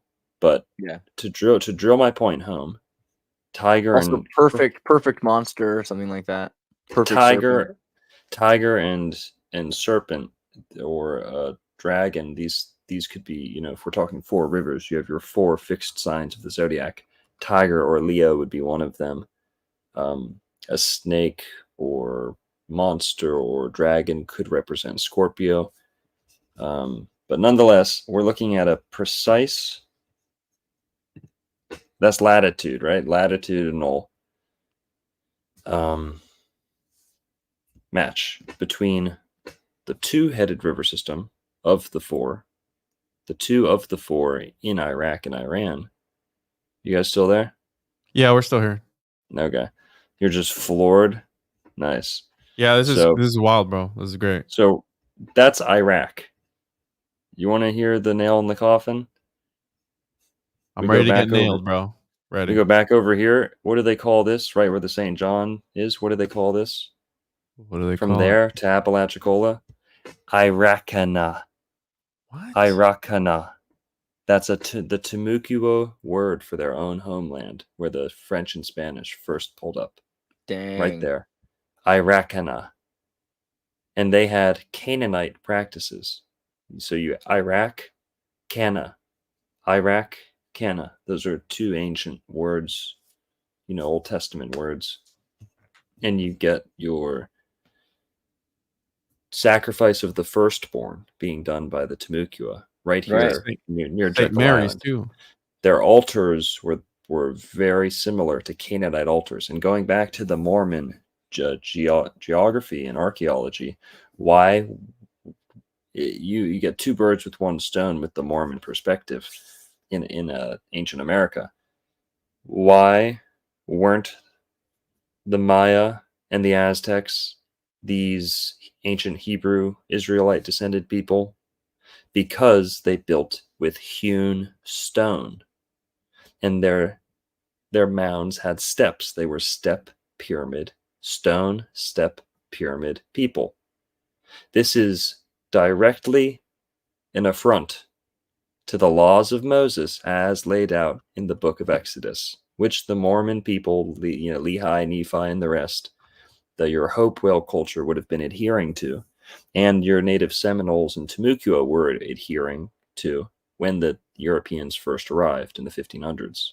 They were isolating the women during their periods. They were chanting the sacred names of the Jewish gods, Israelite gods. Down in South Florida in the Caribbean, they were circumcising. Then you have the Muskogee doing the scalp locks, like I said. Well, this brings us to the architecture. If they were these capable people, why aren't there pyramids in Florida made of stone? Why aren't there pyramids in Ohio made of stone? Well, is it a matter of capability, or is it a matter of religious adherence? They were adhering to the laws of Moses. They were forbade from building with hewn stone, altars or religious buildings made of hewn stone. That's Exodus 20, somewhere around there. It's in Exodus, where the Israelites are instructed not to build their altars with hewn stone. So what do we find in Native America? You find altars with earth. God says in Exodus, make your altars to me of earth, to the Israelites. That's the purest form. That's the purest, temple. If you cut the stone, it's already defiled the altar. Yeah. Exactly. Yeah. If you lift your finger to the stone or your tool upon the stone, it's already defiled. Right. So he's saying, do not cut with stone. The Seminoles did not cut with stone, but guess what? And they had magic. Oh, sorry.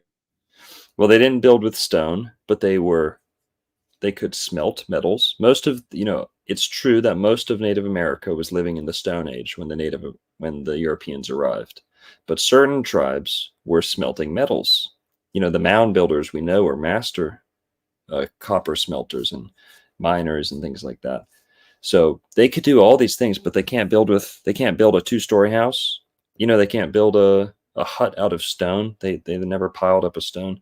Even though there is tabby and stuff like that, you just don't get the care for stone architecture that you do elsewhere. Even in hunter-gatherer people, they still, scrap together something made out of stone every once in a while. In Florida, you don't get that so much. But what you do get is a bunch of Israelite dressing.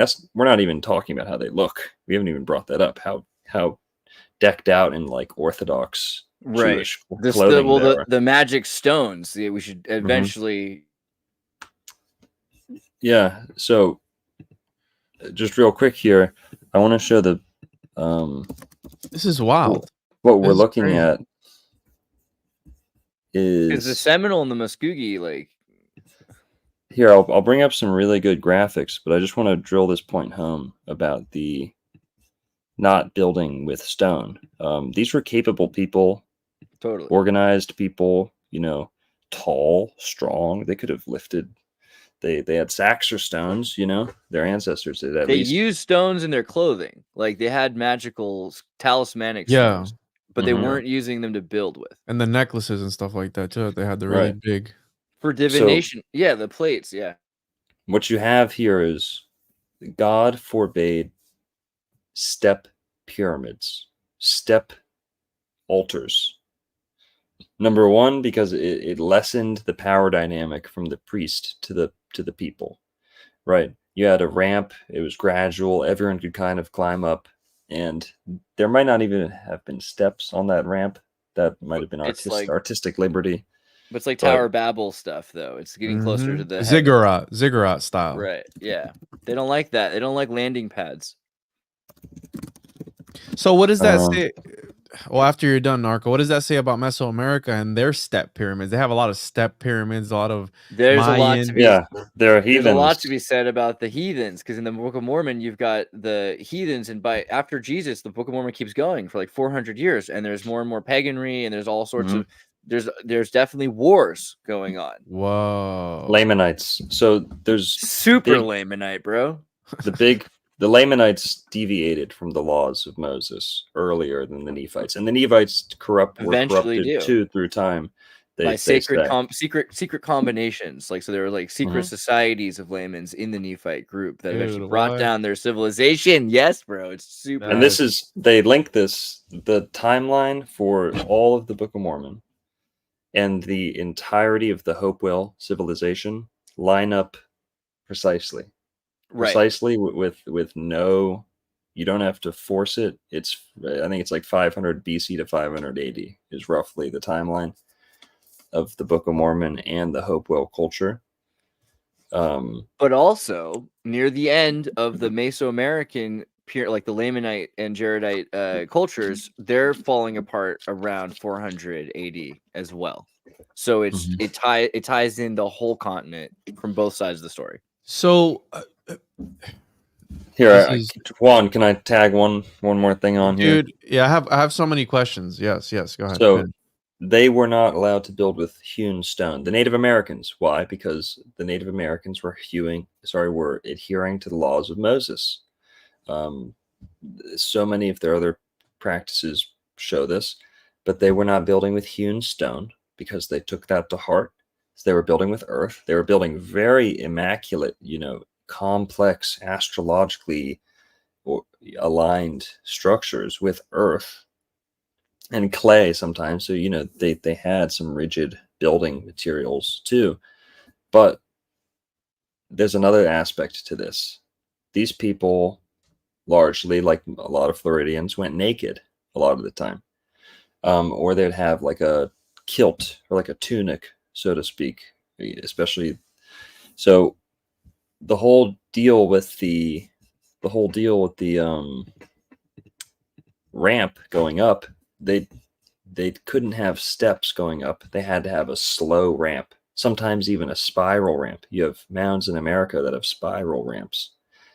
And this was to hide, straight out of the book of Exodus. It says, I'm going to try and pull it up, to hide your nakedness. So the priests could go up to the top of the temple and no one could see under their skirt, was the point of the ramps. And Wayne May pointed this out to me. So credit to him for that. But it is in the book of Exodus. So anyone could have stumbled upon that and pieced two and two together. And here, I'll try and show. Now, if you make an altar, Exodus 20:25. Now, if you make an altar of stones for me, you must not build it with stones shaped by tools. Come on, where's the KJV? Shout out to KJV, bro. Yeah. King James the villain, No. the villain, right? King James the homo. Just like you, Chosen. Here, 2025. In the year 2525. So this is what was going through the Native Americans' minds when they decided to build the way they did. Exodus 2025. And if thou wilt make me an altar of stone, thou shalt not build it of hewn stone. For if thou lift up thy tool upon it, thou hast polluted it. That's why they built with earth in Native America. And then if we just go a couple verses away, you'll see that they talk about why this is, or why it needed to be shaped the way it was.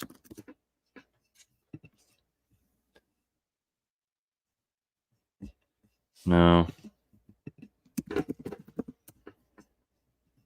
This plays into Tartaria pretty hard in a second too. So I wish I could find the KJV of this exact. Okay, here we go. 2026. I'm a KJV only guy. Okay, I'm a purist. That's the purest version of the Bible. Okay, right. KJV? Oh my God, yes. In the English language. I love how the only thing. Erasmus is translated. That's a fun one. Or how about the lacking of the Book of Solomon? I don't know. They're not. It's Wisdom of Solomon. Kabbalistically correct. John, listen, I trust John D with my Kabbalistic, ancient Greek to English. You should say you trust John D with your wife. Sorry, I couldn't No, help no. That's funny. Just the angels with your wives, bro. Exodus Nephites. chapter 20, verse 26. Neither shalt thou go up by steps unto mine altar, that thy nakedness be not discovered thereon. Now, a lot of people out there would say, I'm an astrologer, like I am. None of that's literal. And I'd say, okay, that's fine.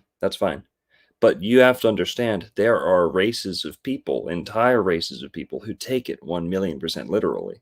For example, Orthodox Jewish people will, they'll have that block stuck to their head, right? Here, I'll bring this up. Saturn worship, a cube. I got a really good picture actually for that. Well, we can, the Teflon, we can get into that. But, a lot of the time, most of the time, if I'm not mistaken, inside of that is a little mini Torah. Yes, right? It's a piece of the Torah, not always the whole Torah. Right. Now, where's that cool picture? Check out this picture of mine really quickly. Pull it up. There you go. Wow, that's funny. Now, Sorry. that it's a good one. Keep it up. You know that they take that as a hyper literal interpretation of scripture, saying to always keep the Torah on your mind. Keep the Torah on your mind always. Hold the Torah close to your memories, consciousness, thinking, however they term it. They say, okay, we're going to hold it close to our mind, and, bind it to your memory. Like the allegory is completely evaporated, and it's strict hyperliteral interpretation. So even on the Ketzer. Even if you're a astrotheologist, very always looking out for the allegory, I'm with you. But you also need to give credence to the literal. You have to have a true literal story to fashion allegory out of. Right. I got a thought on earlier because we're talking about that. So you look at Tartaria, and one of the things they do in the legends is they show, instead of temples of the Tartarians, they show these tabernacles. And this idea that the tabernacles are, because they're not allowed to build their temples to do their temple worship, they can do it in tabernacles, right? Like Moses' tabernacle. Mm-hmm. And if you were traveling around and you've got these like 12 or 13 nomadic tribes, having a map of where the tabernacles are so that you can do your exchanges, your atonement, your social, like if you have to pay penance, it's also like paying a fine, right? So because these are religious laws, but they're also very much political legal laws, right? If you've done this or that, you have to go to the tabernacles. And you can just see how the entire focus is on tents as opposed to on temples, which temple becomes a very important thing. The other thing was you talked about the stones, and so you think about in Mormonism, and Thummim, Urim and Thummim are the Urim and Thummim are the most important seer stones that made it possible for their translation of the golden plates, but they're also the chest plate of the rabbis, right? And so a literate priest will wear this sort of chest plate, and there's different versions of them. Was he They don't- using a Nokian? Do you know? Oh wow, that Hamsa. Sorry to interrupt. That Hamsa is literally a Mississippian Hopewell Southeast symbol, and the breastplate itself is, the Hopewell culture. They find breastplate after breastplate after breastplate. The Temukua wore breastplates. And pretty That's much where I nothing was else. going. Is have you seen, guys, look up gorgets or gorgets? Oh yeah, yep. Because once you start finding out about the gorgets, and you're like, okay, so what is a gorget? Well, it's Yeah. a chest plate that has magical seer stones, which are Talisman, yeah. talismanic magic that are used to protect, to guide, to help with pregnancy, to help in every respect. Yep. You start finding these, and you might see one or another here, but often they were worn in these actually on chest plates. So they'd have several of Yes. these stones. That's what the holes that are drilled into the stones are for, so that they can be worn multiple, and you can accumulate them over time. Mhm. As you become a more valued chief, you also become a more valued spiritual leader. It's like the entire thing is really very, very similar. It's hard not to notice the rabbinical chest plate gorgets. Yeah, you brought up the tabernacle. Would you like to know where the tabernacle stands today Oh, please. in its true glory? You guess and Florida. dimensions? If you say You guessed Florida, it right. You guessed it right. Orlando. No, not Orlando, but kind of maybe close. There is a Tarpon Springs. life to scale, full replica, however you'd say this, reconstruction of the tabernacle in the wilderness in Tarpon Springs, Florida, which happens to be the most Greek city outside of Eurasia in the Western Hemisphere, excluding Menorca or whatever, but most Greek place in the Western Hemisphere, Tarpon Springs, Florida. 1 in 10 people still speak a Hellenic dialect. They have a tabernacle in the wilderness. I've been through that city 10 times, if not more. Never heard of this. No one there talks about this. And it's just sitting there in a warehouse. And then you have Noah's Ark in Kentucky or something. Is that Kentucky? Yeah, I think so, something like that. And then you've got the Ark of the Covenant over at Mar-a-Lago. I think it's a case closed, guys. I also have something as far as rabbinical, connections. So before we get into that, because I'm curious, because Mormonism is a whole thing, right? And how you're saying, Narco, it is true they're buying up a whole bunch of land, and the reason I know that's because I was going to buy a property that just so happens to be owned by the Mormons, and I had called up and I was like, were they interested in this? I sent them an email either way, but they had like 1,000 acres or something crazy like that. But were they onto some indigenous information, and they kind of took it and ran with it and tried to make their own religion out of it, or what was going on? Because Mormonism is a religion. Listen, I mean, this is kind of, there's some hang-ups. I'm not a Mormon. Okay, I'm not trying to convert anyone. I definitely try and give them a chance, benefit of the doubt, like an open mind. And there's a bunch of stages to this. You have to remember, we're talking about the 1844 election and where America was when there's this guy Joseph Smith who's letting black people into his priesthood, letting women have equality, building a city bigger than Chicago. That's all before he dies. That has nothing to do with Brigham Young's Utah. When people think of Mormonism, they think of Brigham Young in Utah. And that's even the second stage, because the third stage, he's dead. They've gotten rid of polygamy, and they're dudes in suits in the 1950s. So we have to understand, like, there's different times which are completely different organizational structure, like essentially completely disconnected from each other. Whereas like Alice Cooper was his father was a prophet of the Bickertonite Mormon church, right? Which is a whole other. So there's a lot of different groups here, but the idea of in the 1830s and 40s, the American civil religion is possible. People are starting to believe for the first time they're not supposed to be serfs in the Crusades who will die and become servants to lords perpetually. This idea of the co-heir, because I've heard of Lutheranism, the reading the Bible, co-heirs with Christ. You couldn't even fathom it before America, that you could be a co-heir with Christ. It just seems crazy unless you're in that period in America. And so this idea that we were participatory and that we were related to our history, I mean, it just seems like that's the reason. But also the stories, like on one hand, you've got people that will say the Book of Mormon, like Dan Vogel, who's not a Mormon, but used to be, I believe. He's written about how the secret combinations in the Lamanites and all those things are metaphor for what was going on with Freemasonry in America. So there's, at very least, it's very relatable and applicable to American life in the 19th century. It's Freemasonry for the whole family, right? That's what I've heard it put. I disagree. See, because that's the funny thing. Like Freemasonry is something like the church under Brighamism, you know, it becomes more about that. But before that point, I don't really think it really was like that. It became that way near the very end of Joseph Smith's life, because he only became a Mason 2 months or so before he was assassinated. So, but so the you're idea saying that a lot of there's- the original stuff was lost because people took it over and then took advantage and changed it up into their own thing. They saw that they could push an agenda and probably did, right? I mean, that's Well, that could be the case, and like, but you could also look at how a lot of really positive things have arisen from it. People looking into this is only possible because this organization exists, and yeah.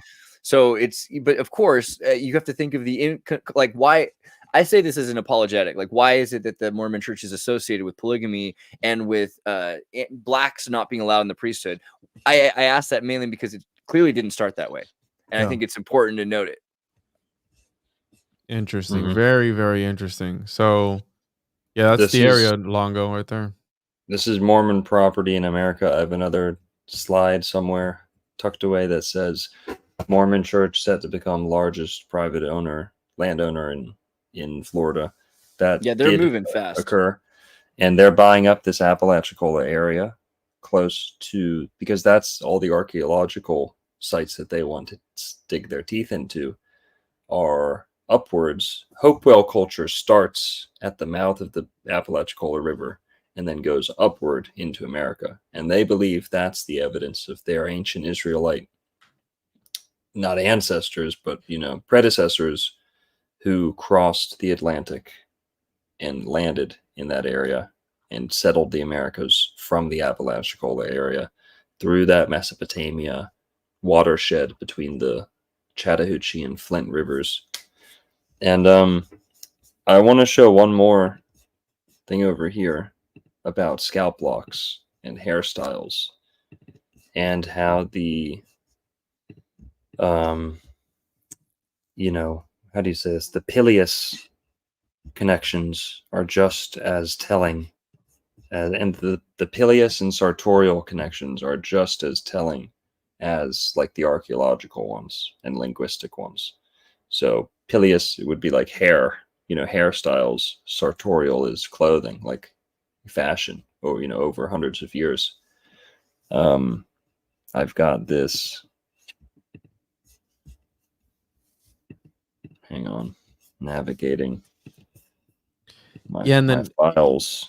You were saying, Xirtus, that this ties into the Tartaria aspect of it all. Do you think that maybe they had access to some sort of antiquitech that they were tapping into as well, that they might have taken from the indigenous people or whoever came before them? Like, how does Tartaria? Oh, bro, damn, Juan, we get it. You're watching John Levy videos. Well, there are the thing about Is he? Hold on. This is not a question. Did he make that? Did he make that word up? I like that word, antiquitech. No, Antiquitech's is like, good. yeah. So what do you get? Because I don't watch Levy. So I like Antiguitech because when I first was learning about it, it was like all the Spanish people were talking about it. So it was Antiguitech, which was pretty cool. But, because Narco gets his panties in a bunch here when you mention anybody any else. other YouTuber who has more followers than that golden plate. Me too. I want my own golden plates. I get it. The YouTube golden plate, 1 million followers. I think though the point of Tartaria being part of the story is you can't avoid it. People were talking about it at the time, the Tartars, and morals and dogma. The Freemasons were. It was sort of inferred that this was the land of the Tartars. And the idea that the Tartars are the lost tribe or one of the lost tribes, that was everybody was already saying that. The Turks were saying that. So it was just kind of, I think we think of it differently in a presentist light where people are far more critical and skeptical of these things. At that time, it was just assumed. It was just taken for granted that these were the Tartarians and that they were probably Jews because that's what Tartars were, right? The Tartarians being written out of history also applies to the Bering Strait diffusion theory. Because if that were a very recent migration, we're talking about Asiatic people who very well could have been serving under Genghis Khan for, 300 years before they came to the Americas, something like that. And that was theorized by many early anthropologists in America, that all the Asiatic people in the eastern United States were very recent additions to the continent via the Bering Strait. And so here, I mean, just really quickly, can we just acknowledge, because Gidgey was like, how do we tell that this is true? Look at this freaking hat. Tell me the Seminole and the Semitic people are not wearing the same hat, man. Yeah. Sometimes just because it looks alike and sounds alike doesn't necessarily mean it is the same. Right. Just because Juan has a goatee, make the stupid joke go. Big tall guy doesn't mean he's actually a man. Just because he says he's faking gay doesn't mean he really is faking gay. Right. Just because, there it is. In this particular instance, just Michelle, baby, just because, I'm just saying though, that's a really weird particularism. Like, when you start to have, it's one of those things. How many coincidences have to add up before it becomes more than a coincidence? And you see two things, not just the Seminoles and the Semitics, but also that they're wearing such a unique hat. Did the Seminoles also have tunnels too? Did they dig tunnels as well, or is that just there are definitely tunnels? Yes, they have tunnels in Miami. Their embassy is built on top of the largest tunnel network in Miami, the biggest cave system in Miami. And remember, like we're saying, guys, don't grill me alive out there. We're not saying that any person are the true Israelites or this, that. We're just drawing links between cultures who identify as Israelite. Absolutely. And you could say that, they didn't start wearing the bearskin hats until the 1800s. Okay, well, how about we go look to ancient Mesopotamia, Assyria, and they were wearing those hats 2,000, 3,000 years ago. You'll see those in the, old Assyrian upper class men were wearing those thousands of years ago. So that hat style is Semitic. No matter who's wearing it or claiming to be Semitic, it's a Semitic connection. The Seminoles in Florida and the Gulf of Mexico, Oklahoma, parts of Mexico, depending on who you ask, wore this hat, wore the same style hat. Now, here's another thing between the Native Americans and Israelite people. The clans. What are the clans of Native Americans? You have your tribes, yes, but then what's a clan? The animal clan. I could be Cherokee and Xirtus could be, Gullah or Seminole or whatever, something else, Calusa, and I could be Bear Clan and he could be Bear Clan. So even though we're not the same tribe, we could be like this family, like this totemic family that crosses clans, very akin to your house in Judaism or your home tribe in Judaism. You might nationally identify under different borders, but going back to the same house or tribe of Israel, you'll have a further older allegiance. So for example, if you're going to war, you side with your nation. If you're a member of your family is getting married, you congregate with the clans, and the clans come together for a marriage or something like that. Does that make sense? So you have it goes back to this kind of Israel Jewish multi. Is it an ethnicity or a nationality or? I think it's a practice. I mean, you can see that from these pictures. So one of the things about this picture, you've got the arrow facing towards the chieftain Shrekmel like style hat, like the turban cap. But if you look to the hat to the stage left character, which is very similar to a fez, and you start to see like the fez is another, again, I think it's called the turban cap by the Seminoles. The turban is, you know, the operative word there. So the connection there to the Mohammedans, the Muslims that were supposedly like traveling back and forth through the Moorish trade. This is the smaller hat. This guy's clearly in less of a position of power than the man with the larger hat. I feel like that's pretty clear. But it's a hat that you would probably see worn more often, and it makes sense. Like, this is what janissaries are put into. They're not given the bigger hat. So you start to see like proxy from, you know, who's allowed to be, you know, wearing that particular hat. Right. And you know, just to kind of address any potential naysaying or critiques, is this just the hat? Let's look at what's under the hat. If you have the hat matching what's under the hat in both cultures, I think we have a stronger link than just a hat looking like another hat. Let's look at this other slide here. The Muskogee, the Seminole, down into Florida, were known for scalp locking. They would shave their head and do ribbons of hair down their ears. Right. Now if you go to Brooklyn, if you go to Israel, you will see men, 15. I don't know when they do it. Buddy, if you go to Disney World on 12, Saturday, you're going to see that. It's everywhere. You can go to New York City. I got friends that look like this.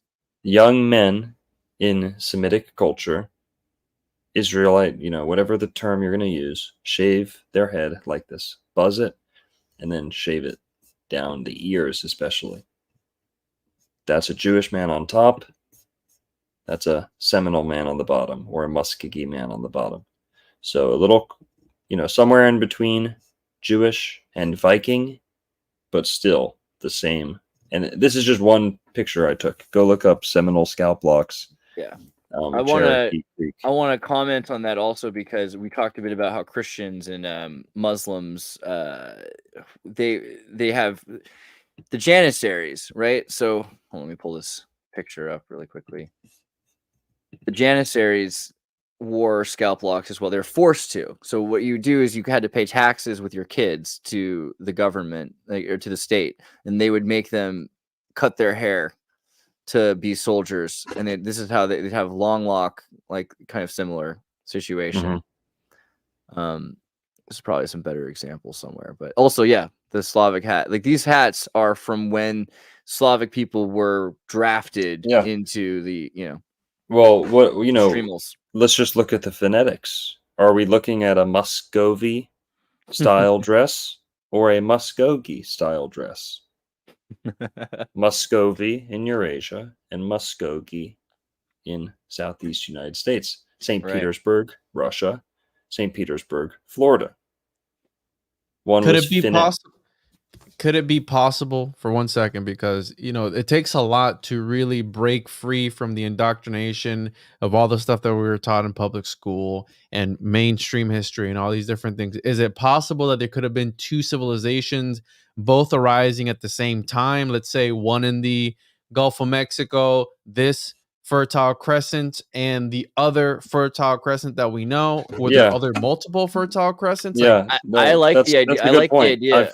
I can nail that down easy. I just want to say in like 3 words though. I like the idea that natural natural environment would somehow, if you were living your life in nature, you would respond the same way. If you were doing the right thing, you would respond.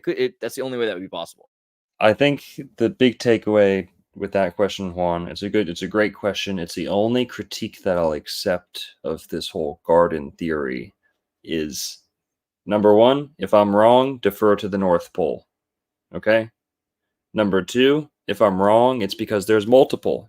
And the one in the Middle East is one, and the one in Florida is another. And clearly, the parallel that we traced earlier, the latitude line, clearly shows there's a link, and that most of the world's population today chooses to live on that 30 to 31st degree parallel around the world. I will toss you guys a bone and show you something that I don't know if I've shown on the live stream before, but we're going to go take a look at Mount Kailash. Are you familiar with Mount Kailash? Mount Kailash is the sacred mountain, Axis Mundi, holy mountain, #1 Mount Meru for the Hindu, the Buddhist, and a couple of other faiths. And this is a mountain in Tibet, I believe, not China, Tibet. And if you drop a pin on Mount Kailash, what do you get? Mount Kailash is, here, I'm going to look it up, coordinates of Mount Kailash. Now, Mount Kailash is famous for having what? 4 sacred rivers that stem from it. 4 sacred rivers that stem from it. Now, it's not as orderly and nice as the one in Florida with your 4 perfect, any man could tell this story right here. The story in Florida. Any man, any human can tell the story in Florida. You have the Flint River, the Chattahoochee, Fish Pond, the Euphrates. You can name it right there. It's so easy. This in Mount Kailash, it's not tropical. Adam and Eve wouldn't be doing any, picking any mangoes up there, but it would have been cold. Nonetheless, you have your 4 sacred rivers, disseminating, spreading outward from the one exact point on the exact latitude line that we were just looking at earlier. 31st degree precisely. Runs through Mount Kailash and their 4 sacred rivers. Runs through Iraq with their 2 sacred rivers. They'd like to have 4, but there's only 2 there today. And then you go around to the panhandle of Florida, on the precise border of Florida, Georgia, and Alabama. Lake Seminole, also on your 31st degree parallel north. Now, that's 3 sacred originating river systems, all plotted on the same latitude. That must mean for something. So I think that answers your question that, but it opens up another question. Well, Does it go in stages? I like the idea. Does it go in stages? Is it, did it start off in Florida? Then the torch gets passed to the Middle East after a flood. Then another flood, it gets passed to Mount Kailash, or so on and so on. That's a possibility.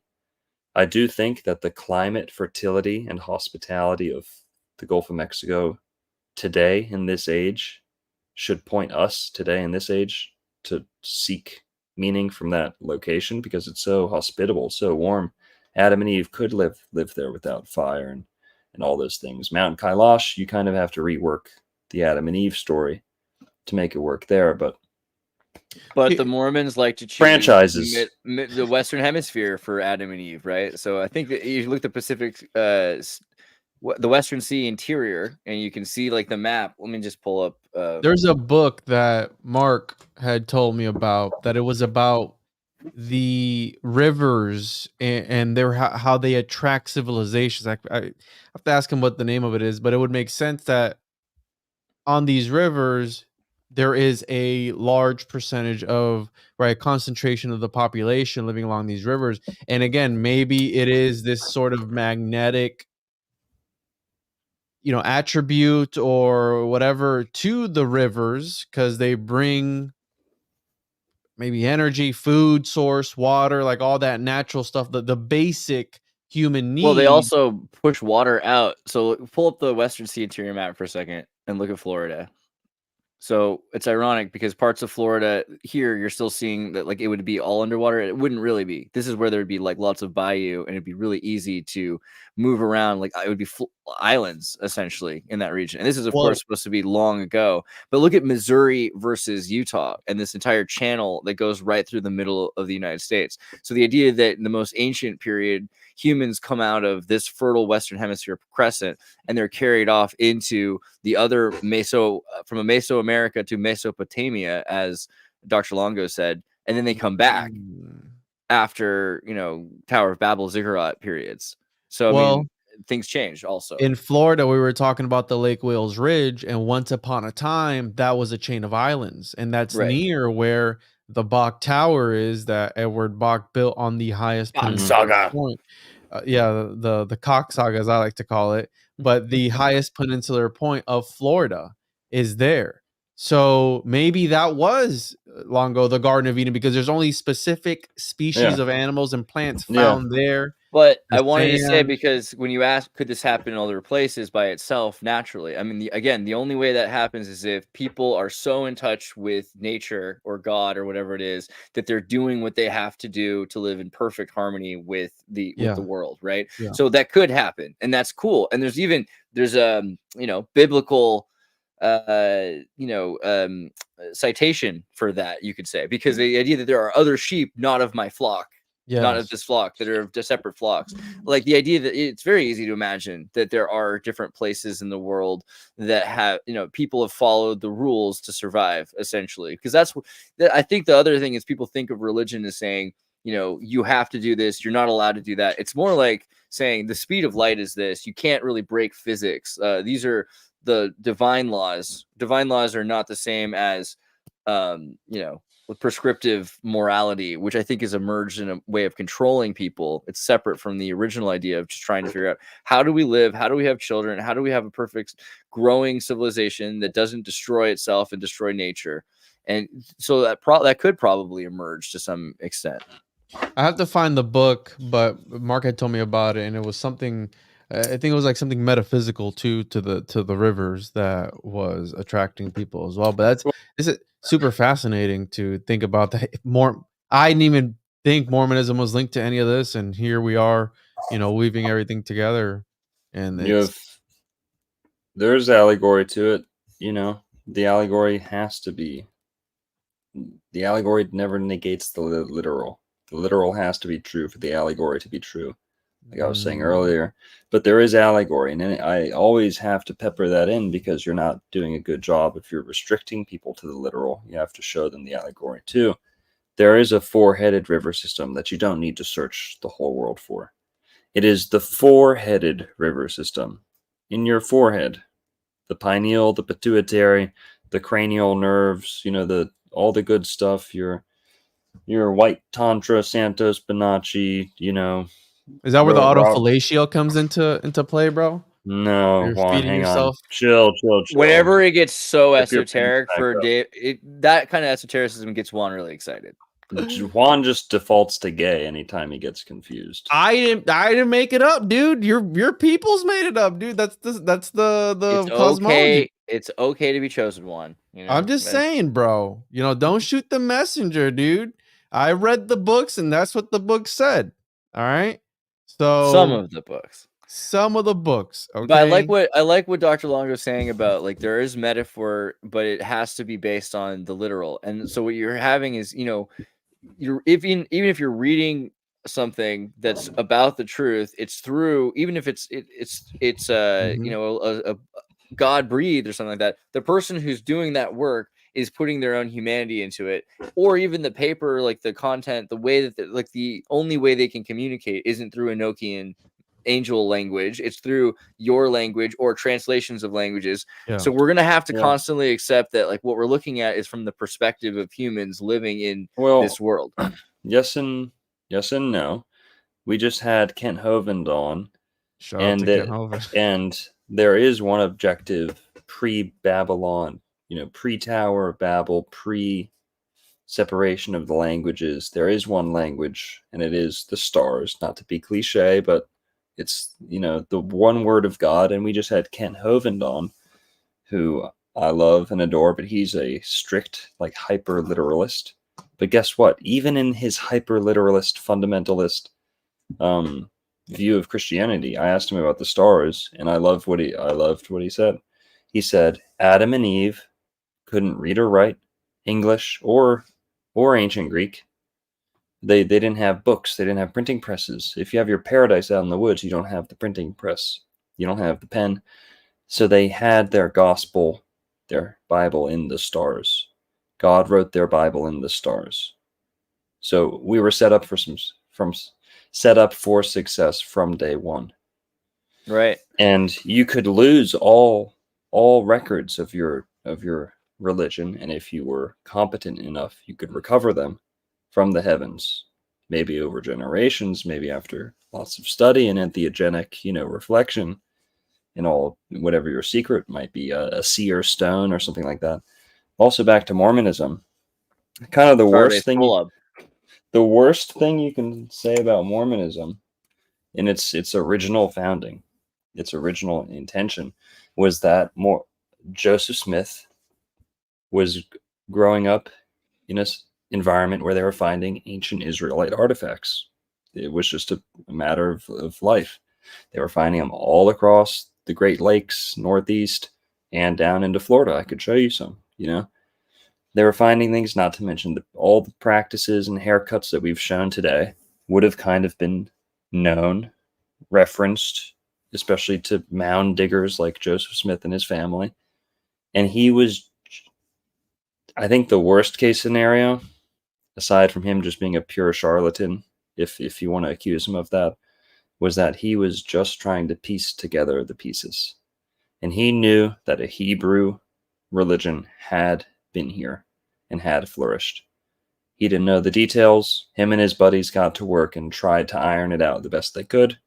Might have leaned on some, sketchy psychic work, but came away with an actually pretty decent mapping out of a transatlantic, kind of blowing the mind decent as days go by. Like, I mean, I also keep thinking about like how they keep finding aspect, like the fact that they found Machu Picchu. It must have been weird before that, and then as time goes on, just more and more and more. And now there's the Ecuadorian giant part of the rainforest. They're finding more and more evidence that are tied together. But just the idea of a spread out point from the north that goes south and north.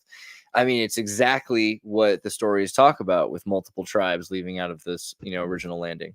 Well, it would make sense, right? So the Amazon rainforest, where it was no peoples could live in it because it was that rough of a terrain and all that stuff. Well, I'm thinking about the Florida swamps, the Everglades of what is hidden under there. Extremophiles would do way better because, you live in a place where other things kill other things off, and you're the only thing that can make it.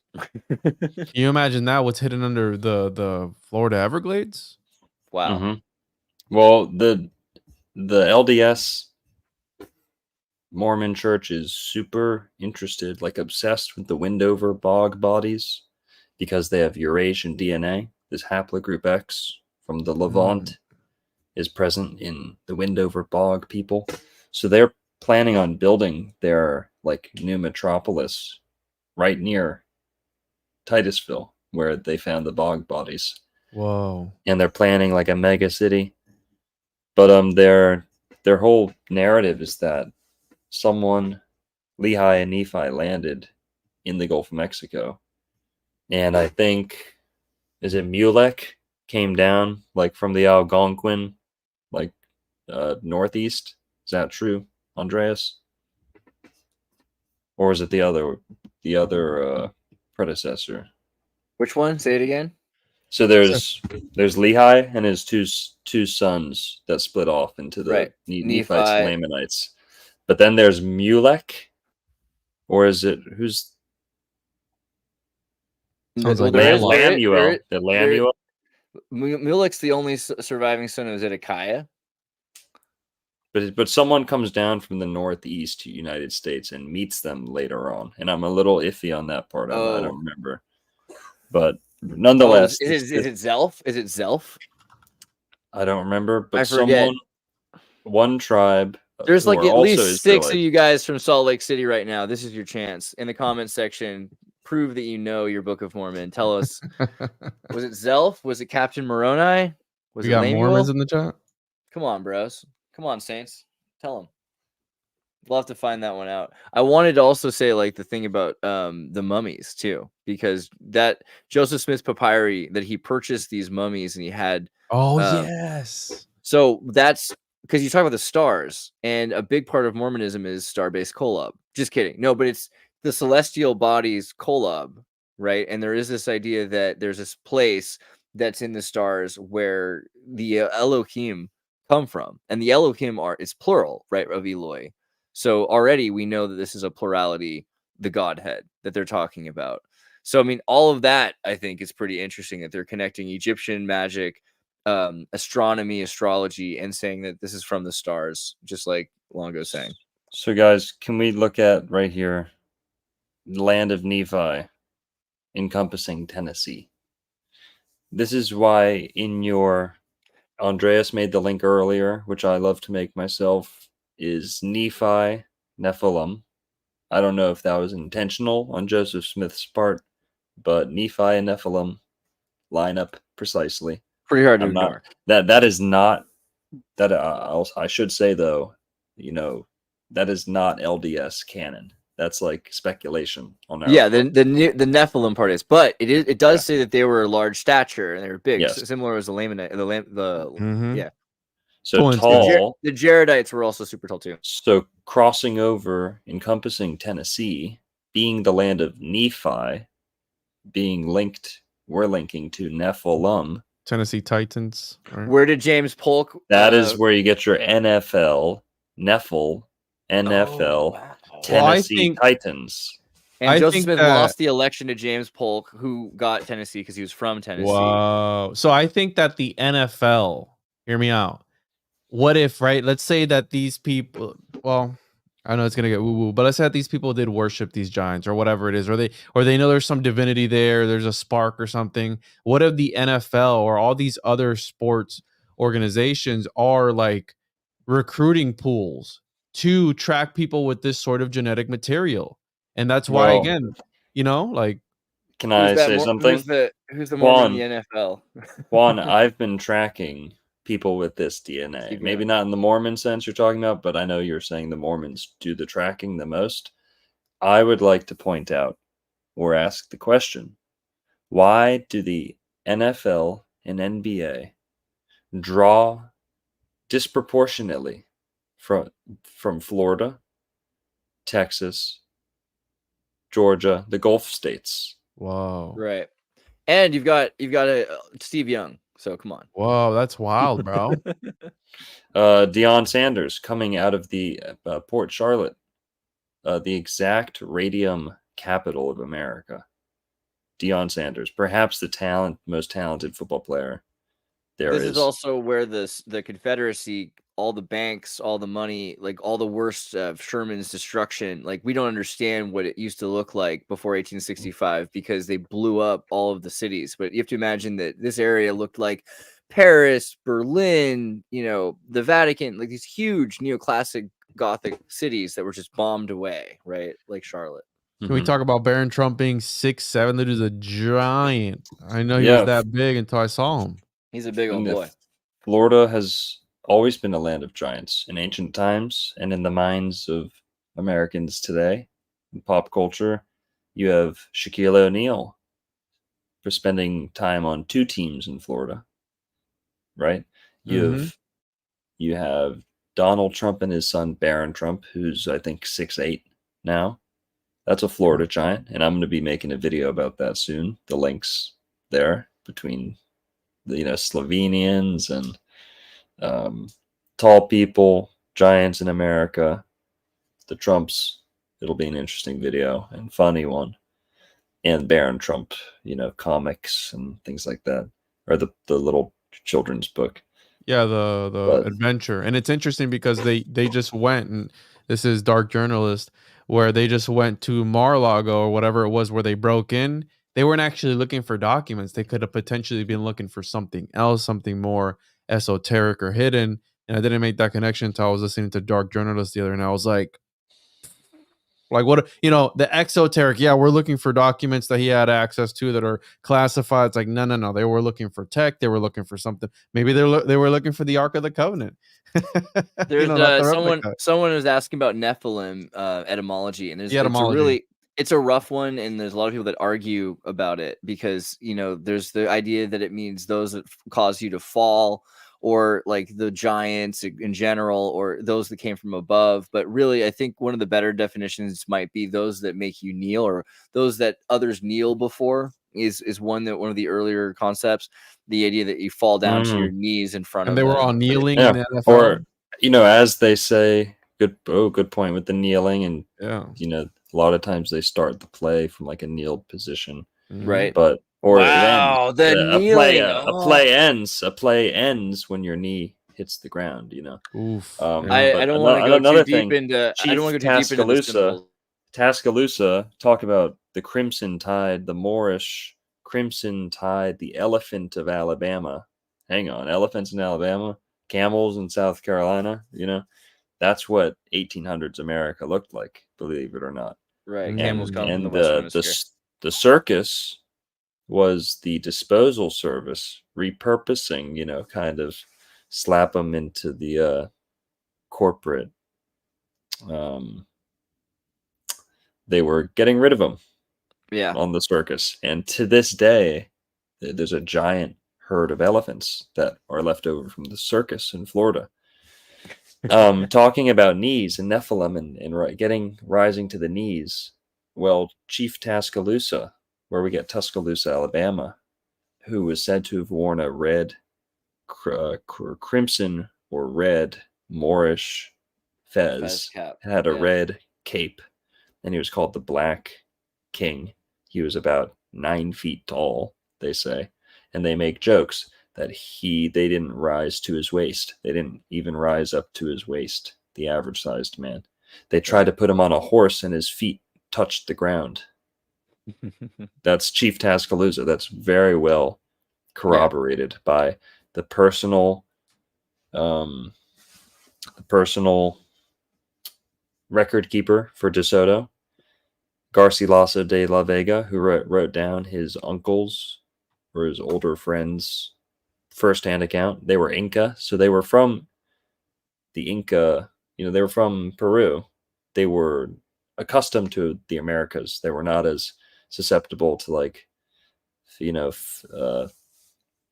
fictionalizing their stories as a Spanish conquistador might be. These were Inca men who were very accustomed to America and native cultures and tall people and small people.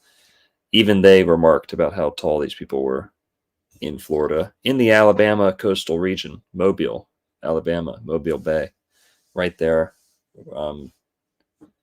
Tall people, not rise. They rose to their knees, kind of like we were saying before. These people were so tall. This is an interesting connection. There's a guy that talks about the Nephilim were clowns, and whenever you think of a clown, I think of a circus. And there was was it the Ringling Brothers in Florida, Longo? Yep, Tabernacles also. You have to imagine the tabernacle, the circus is happening. Yeah, in the tabernacle. circuses. Oof. Well, Yeah, so I was gonna say this because earlier I got to be careful with this because there's certain things are technically secret in the Latter-day Saint traditions, but some things you can talk about. The way I'll put it, and you can, if you're a Latter-day Saint, you'll probably put this together, or if you know anything about this, but you can have to piece it in your head. The Technicolor Dreamcoat, right? Like Joseph's Dreamcoat. Like if you know about what the literal translation of the Dreamcoat, it's not saying it has many colors exactly. So those colors represent that they're patterns that are being made with the colors of string. And so really what it is, code? The coat of many colors, the coat. So if you look up Joseph, coat of many colors. So in the Bible, there's this story of 12 brothers, and they take their youngest brother Joseph, or his second to youngest brother Joseph, and they leave him in a cave to be sold into slavery, and he ends up in Egypt. And this is how Joseph ends up essentially in charge of Egypt. He's working under the Pharaoh, and he ends up because of a drought, which might have been caused from the Nile being diverted, that they were able to take over Egypt essentially. And this is by a generation or two later, Moses is having problems in Egypt because it became such a powerful tribe, not just family that's come. But the story goes that the brothers are jealous of him because he's been given his father's coat of many colors. But what's not understood is it's not really about the colors. It's about the patterns. So you can think about it like clowns and jesters and how Tartarian clothing gets all these colorful things. But also these are sacred patterns. And when the father feels the cloth, he feels it, and he can, because he's blind, he knows it's his because he can feel the patterns. And these are very specific magical talisman like patterns that are put in specific places on the body, so that if you kneel, you're kneeling with the symbol on the body, right? This is what's going on in Joseph's coat. Wow. You find this in Sumerian priesthoods. You find this in the Inca traditions, that they're wearing with specific patterns or sewn in so that you can feel them in particular places. And you find this in, again, the Latter-day Saint tradition as well. It's very interesting, this idea of the magical patterns that go in on your knee or in particular places. Well, it makes me think of Seminole clothing right off the bat. Is Right. this Wow. like cacophony of bright colors? Right, and Slavic clothing too, but the patterns, see, that's the thing, because like it's not just like a simple line, right? These are geometric, and a lot of the time they believe that these things protected them, right? That's Yeah. wild. And shout out to NYC live stream again, dropping guap today on the channel. Appreciate you, brother.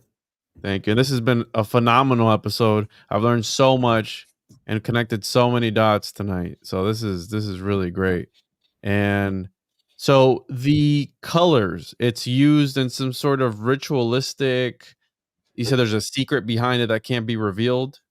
Yeah, I mean, you could probably, I'm sure a lot of this stuff's already on the internet anyway. You can find out, but in general, you'll know that symbols like the magic numbers, the magic number square, was used by King James and by the midwives in order. They put a number square on a clay tablet on this, or made out of paper or drawn on the stomach of a woman, pour water on it and break it, in order that she wouldn't have a miscarriage, right? And so there's a lot of these traditions that have ended up in folklore and everything else. You can see examples of people using patterns, and maybe even the Catholic Church, people putting a cross in front of them for that purpose. But there's I just want to say there's more to it. And it's, I think also, yeah, the Freemasons use these symbols, but for a different reason. And so it's interesting, because there's this idea that Joseph Smith got his ideas from the Freemasons. He was doing things before the Freemasons. So what it looks like is the Rosicrucians and the Freemasons have, for historical purposes, protected traditions, rites, and ceremonies, more or less. And you found that there are really clear, again, similarities between these rituals, because they've been trying to keep them protected, even though not everyone was able or supposed to practice them this Well, it's way. a technology. I mean, I think it's been used throughout all of history because it's a sort of technology. And once you're able to tap into it, if you're in the know, you're in the know, right? I'm not just saying that the Freemasons are in the know and they're the only ones, but maybe he's tapping into the same source, because wasn't he using a Nokian too? Was that part of it, or did I understand that wrong?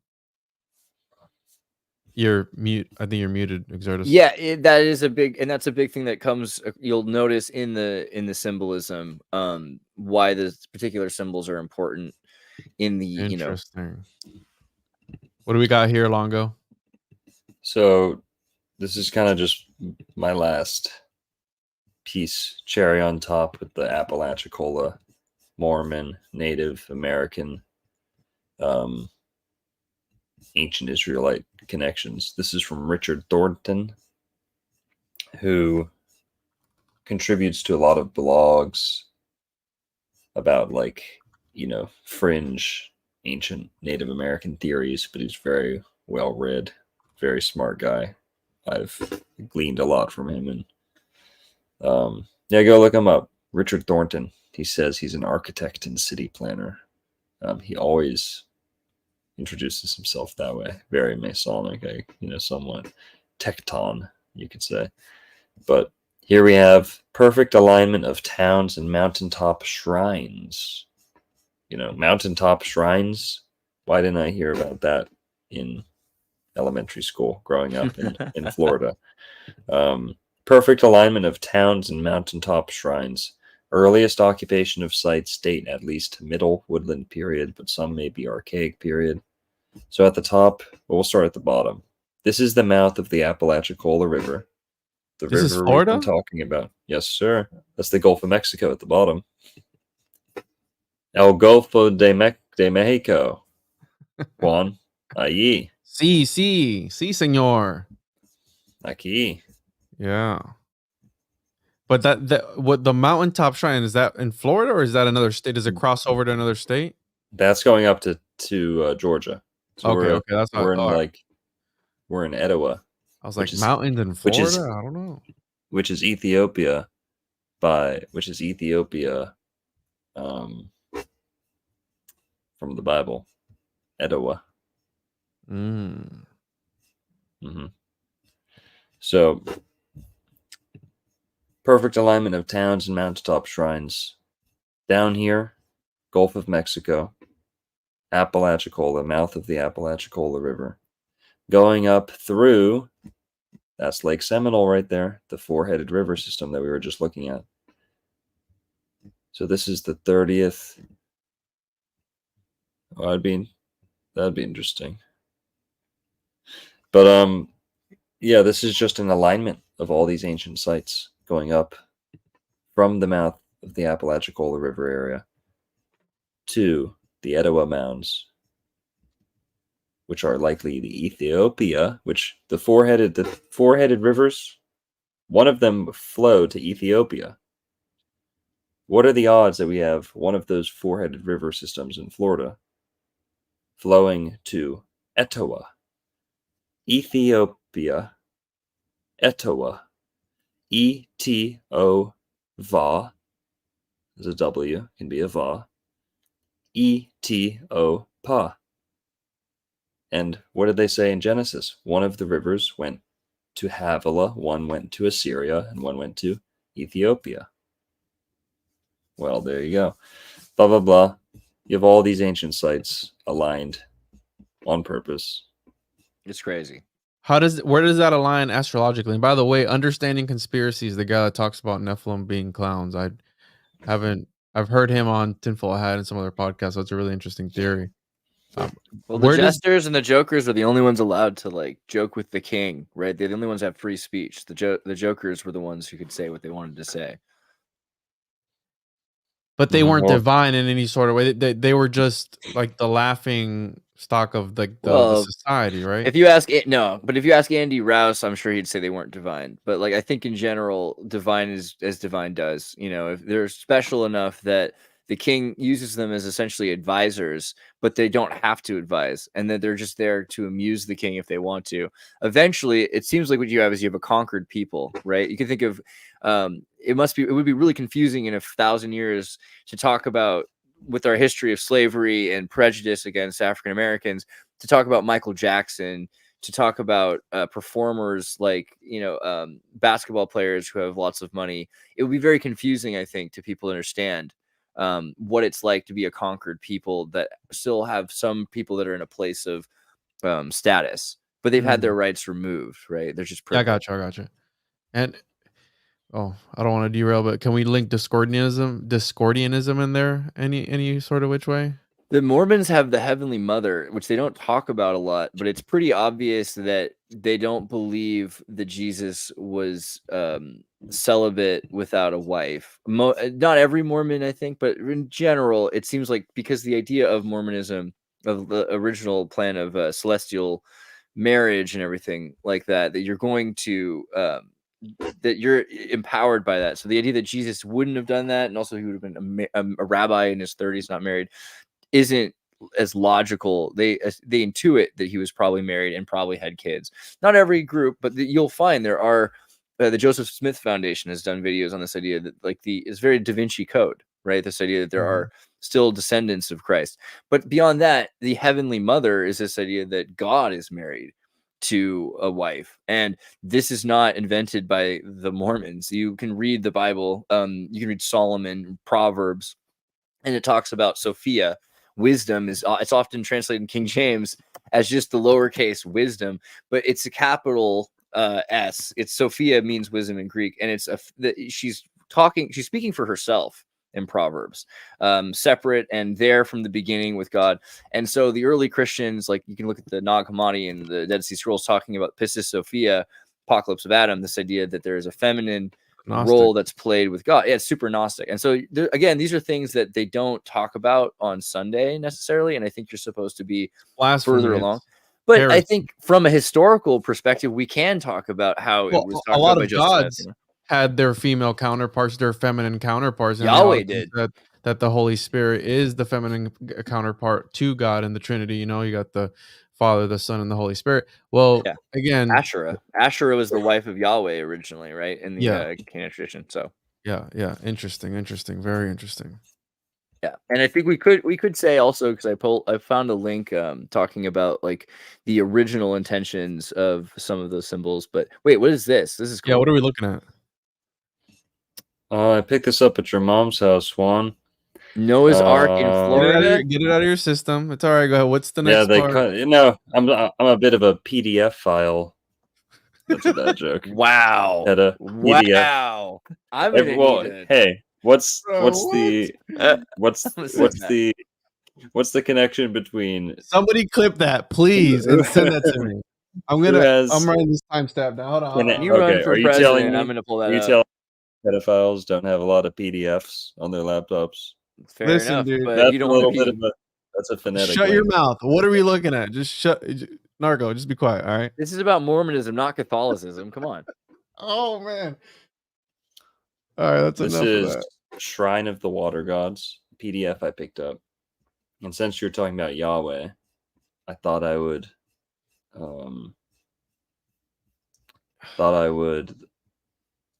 reinforce what I was saying earlier about the whole Jehovah thing.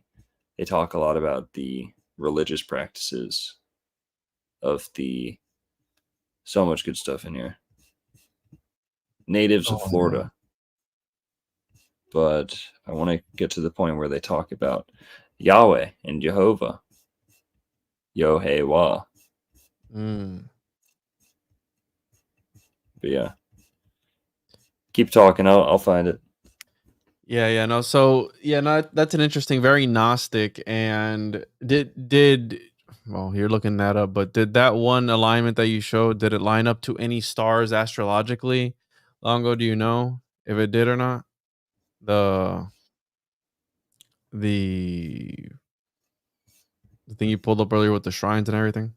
'Cause that's interesting that they're in a line. No, I don't know. Oh, there we go. Boom. Here I found this though. How about that? Mm. So he references the guy another guy who pointed this out, Adair. I think his name was James Adair or something like that, but he was a Water cults. Indiana Jones type guy. Yeah, this is called the Shrine of the Water Gods. Whoa.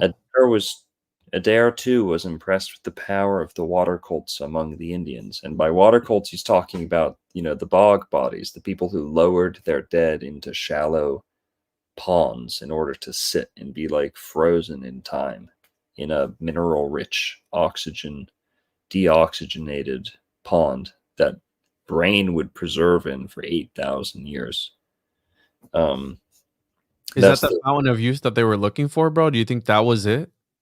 Kind of. It's well, the springs preserve the dead things that fall into them, and they preserve the living who drink them when living. So there is a connection between things falling in and dying, and then people living wanting to stay alive longer and drinking that water. But here, let me make this point first. Men and women turn out of their warm houses, even in the coldest weather, singing their usual sacred notes, yo, yo, at the dawn of day, adoring yo, hey, wah, at the gladsome sight of morn, and thus they skip along, echoing praises, till they get to a river, when they instantaneously plunge into it. They had to immerse themselves 4 times and stay in the water until sunrise. Going in and returning, the chief priest led the procession, followed by the old men, warrior women with children in arms, and last the older children, according to the size. Anyone failing to observe this rite was punished by raking their legs and arms with snake's teeth. Even the drinking of water had a certain significance. A warrior could not take a pitcher of water from a married woman unless she set the vessel on the ground and retired. Drinking from a skull was supposed to make one wise. Like the Greeks, these Indians thought the souls of the dead must cross water. after which they climbed the Milky Way to Spirit Land. You know, Saint sometimes Augustine, right? It's the there's Saint a, Augustine water. there's a lot of great comments, and then you just read the ones that are like hilarious, and it just you can't stay in the zone sometimes because of comments like this. Joe Rogan says, "Don't read the comments, bro." You have to, bro. You have to. But that's really interesting. Do you think that maybe? I don't think Juan Ponce de Leon was a real person, but do you think that they were hearing stories about this already long ago? Like You don't where think there Ponce de Leon was a real person? I don't. I think he was a homunculus, bro. An egregore. The dude was All right. 5 foot tall. How tall was Juan Ponce de 4'11". Leon? A lot of short, That's still taller. a lot of short Spaniards, bro. Go ahead, make the joke, Longo. Go ahead. Still taller than your mom? Is that what you're gonna say? Oh, Is that what you're gonna say? no, but I can think of one. He was packing more heat than you were, Juan. Oh, I Ponce mean, de yeah, Leon. I've known a lot of short Spaniards. Like, it's totally possible that Ponce de Leon was a short Spaniard. I don't see Oh, how hang that's on. unlikely. What Spaniards are we talking about? From Spain? Yeah, like, well, Spain's like a state of states, but so like the Catalina or in Galatia, yeah, there are short people in Galatia. There are short people in Spain. Not everyone in Spain is super tall. If you go to Mhm. places like the south or Valencia in the east, like there are definitely Barcelona, there are very tall people. Barcelona. Aragon's got Barcelona. pretty tall people. Barcelona, bro. Barcelona. So he's 4'11". Here's why I think he was a fake person, because Because where is you're it out here? jealous. No. Well, they don't know when exactly he was born, so it's just like 1474, and then when he died, we're not really sure. 46 to 47. Eh. That could happen. Look at the 2 Yeah. pillars in his signature. Got 2 pillars here. Wow. So That's pretty interesting. phallic. Yeah, Yakum and Interest, Boaz. That's pretty interesting cool. All right, I'll give signature, you bro. that. What? His signature is super, super pillory. Yakum and Boaz. Yeah. I Well, see that. here's the thing, dude. There's a conspiracy that Crystal Ball Columbus was actually. We were talking about Immortal Alchemist earlier. There's people who believe he was the Saint Germain, and he also met with John Dee. Christopher Columbus met with John Dee. So there's like this whole weird conspiracy. But it's episodes like this that really make me question like everything that I've ever known, because where can we fit this in like in history, like, go ahead. Well, Christopher John, Columbus died 20 years before John Dee was born. did he meet with the son? He met with somebody. John Dee met with either his son or somebody. Pretty sure I read about that. I think you're thinking of Francis. Are you thinking of No, not Francis Francis Drake, Drake. Hold on, I got you. Minutes later. Let me not spread fake That's news. We later, got yeah. almost 1,000 people watching, so let me fact check my John. Well, I know it was. Dee. Christopher Columbus was dead by 1505 or 1506. Yeah, I don't think Columbus was I think Cologne, as his name was, right? I don't think he was Saint Germain, but I do think the idea of the Rosicrucians coming to America, like, one of the things that's interesting is you've got Nova Atlantis from Sir Francis Bacon that's all about this idea of a Christian Bible washing up on the shore of the Western Hemisphere, an entire civilization that's a Christian civilization, far more Christian civilization than Europe has ever seen, right? So, I mean, that these coordinated ideas also of building, was it when the earlier Koreshian cult that was a Rosicrucian cult, colony, right?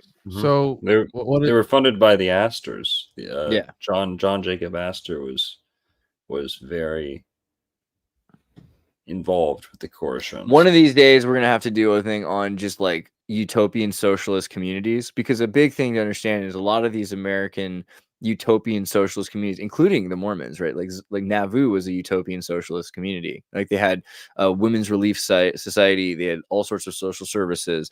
But you can look into the House of David and a number of other groups, the Mateus group and Quaker Shakers, etc. A lot of these groups were able to build these colonies or find these fortifications and build colonies out of them, retrofit them into colonies. So, I mean, it became kind of an Americanism that we were going to build our Christian perfect society here, in the remnants of what the natives had. And it was kind of inferred this place was like an Eden, Am I reading this correctly here? At least on one occasion between 1571 and 1583, John Dee encountered Christopher Columbus. Is this fake? Is this The Mandela? medium was Christopher Columbus' son Ferdinand. Yeah. So But they did a seance and like I don't Christopher know. Columbus popped out of his son or what? Oh, no. This sounds like some weird homunculus nonsense, you know? This is fake and gay then, dude? I don't know. This guy, W.H. Sherman, bro, spreading fake news. William H. Cool Sherman. name. I like his name. Yeah. Yeah. Wow. Okay. Maybe. Let's see. There's an asterisk. So where is it at? At the bottom. Different version of this paper. David John Dean interdisciplinary colloquium. Berwick. Da, da, da. Wow. This is interesting. All right. What's the chat Yeah. saying?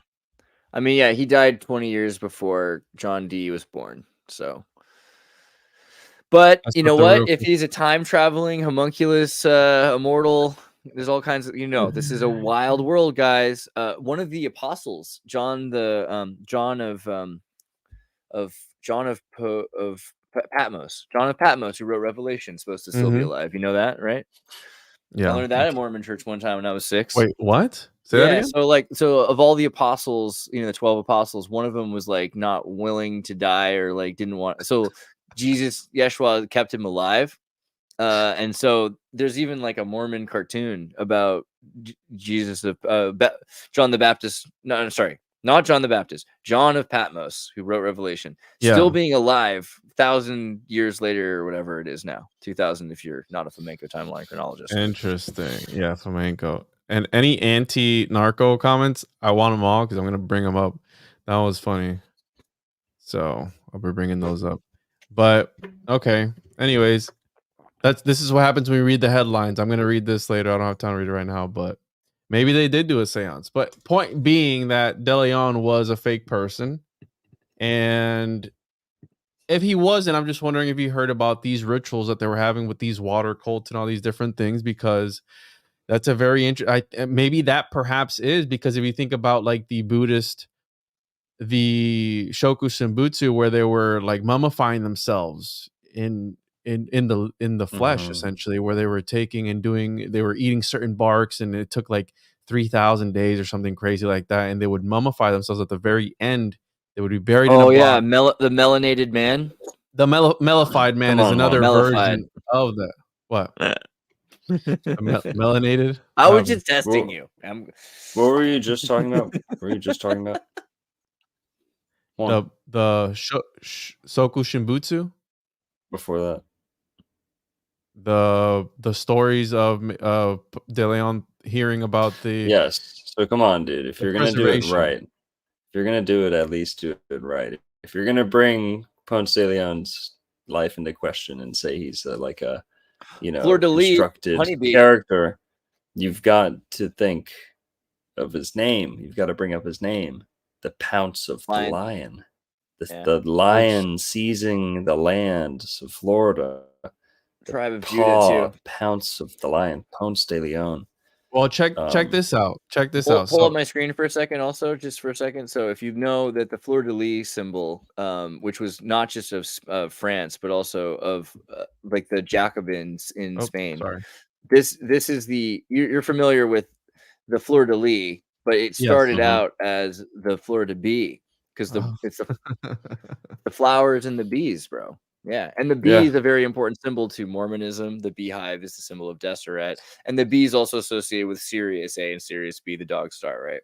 The lion eating the sunshine state, perhaps. That ought to show him. So Florida and the Gulf Coast. The place that the Huguenots, sank their feet into, is also the Tupelo honey region that produces some of the most prized honey in the world, Tupelo honey from the Tupelo tree. And that's similar to a cypress tree, but that's a unique type of honey from the southeast United States that a lot of people think might have been the type of honey that the Mormons were using, because in their story, it requires honeybees. So interesting. Yeah, and maybe that's why we're talking about the Masons, They use the Mhm. bee symbolism too in their Also, iconography. Florida Lee. Mm. You know, I'm sure we made that connection before. It's the Yeah. fleur de lis. It's the fleur de lis. And yep. Yeah, and that also ties in like the Bok Tower and the iconography that he was using there. So it's all very interesting. How long we've been going for? We've been going for almost 3 hours, boys. You guys want to keep going? You guys want to wrap it up? You guys want to add some extra stuff? What's going on? How you guys feeling? I'm in it. I'm here. You're muted, I can go Xirtus. longer. I could go a bit longer. There's a couple of things I still think we should talk about a bit. You know, I mean, even just thinking about that earlier, talking about Kolob, the idea of the stars, right? And so the bee and this idea of Sirius. And so, what do you think about like the particulars of Sirius? And do you think that there's a connection, like, because obviously it's not just the Mesoamericans who saw Sirius, not just the ancient Chinese, it's not just the Babylonians and their ziggurats. We've in Papua New Guinea, they are aware of Sirius, and it looks like the Seminoles had an astrology that was advanced and was aware of Sirius, which infers that they at some point had that information, even if they didn't have telescopes. Well, it was the aliens, bro. Well, I mean, there's something weird about Sirius. Seriously, I mean, maybe it's just this light that's shining. Is like you look at the Mexican Li-Fi project where they made lamps that could shoot data, and it was essentially like instead of Wi-Fi light. So maybe you could use Li-Fi to send data to seed saline solutions that evolve acids in a particular way that lead to DNA that you can pre-structure. Who knows? But if Wait, you have the building blocks. So say that again, Xirtus, but slower, because you're going on, because you're talking about, you said mixing things to what? Say that again. So you're talking about aliens. I was like, not necessarily aliens. I like the And idea by the of way, light. is Sirius Light being. and Prometheus, is that the star system that they go to, or no? Sirius is often the star system in movies. It comes up a lot. You see So here. the idea that like Kolob is the area where Sirius A and B in the Pleiades are, it's not confirmed or anything, but there are pictures. The way that it is there's a Egyptian icon or hieroglyph with a bunch of art, and it's more LV426. LV223. I caught this the other night while rewatching it. 223. Like Zeta Reticuli and Zeta 2. Yeah, and this is not the same, but it could be connected to the idea of Sirius, because if you look up Sirius, the pictures of Sirius are blocked out by Google because it's so bright that they can't get an image from it. And there's two twin suns, and they were the focus of a lot of the ancient religions, like the Papua New Guinea. Supposedly, not the Seminoles, because you've just been talking about them, but Sentinels, the Sentinel Islands, right? Is where no one's able to make contact with these people because the people protect their own sovereignty, and it's been allowed by the elite. Their religion supposedly is about Sirius B as well. So this idea of a Sirius A, Sirius B having a effect on time, because time is the radiation caused to particles by light, by the sun. So these suns would affect how your aging process works, or how atoms are breaking down, and what we're calling that change. Well, remember, we got the crowd, space is fake and gay, so stars and all these different doesn't things. really matter. It doesn't have to be that they're from out there. See, again, you're talking about aliens. I'm just saying you've got lights in the sky that we're seeing here, right? And those lights could be shining radiation, which is essentially what we use for data. And if data is flowing to a point where it can be hit by some sort of an antenna or crystal radio set, right? And a crystal radio set in this primordial soup idea, that all of a sudden makes sense to me. Like, you could have primordial soup in the sense that you have crystals and saline solution that are being affected by radiation, and that can lead to acids, and acids could lead to clockwork spring horology that would be like DNA. I could see how DNA could be forced to happen with radiation from a directed source. And so all of a sudden the stars become very practical because it's not about how far away they are anymore, because they're hitting you right now. Yeah. Right. Yeah. It just makes me think of alchemy, and maybe perhaps they're trying to replicate that in some sort of way. And we have the quartz sand in Florida and how that might hold some sort of information, because the Sirius B, the Sirius A, B, and C, or whatever it is, the two, there's one in there that doesn't shine, but they still knew about it. And it's like, that's a really interesting one, because when they ask them like, yo, who gave you this information? They're like, well, the Nomos did. Well, who are the Nomos? It's like, well, they came from up there. The Nomos are worse than the Mos, bro. That sounds like non-Mormon.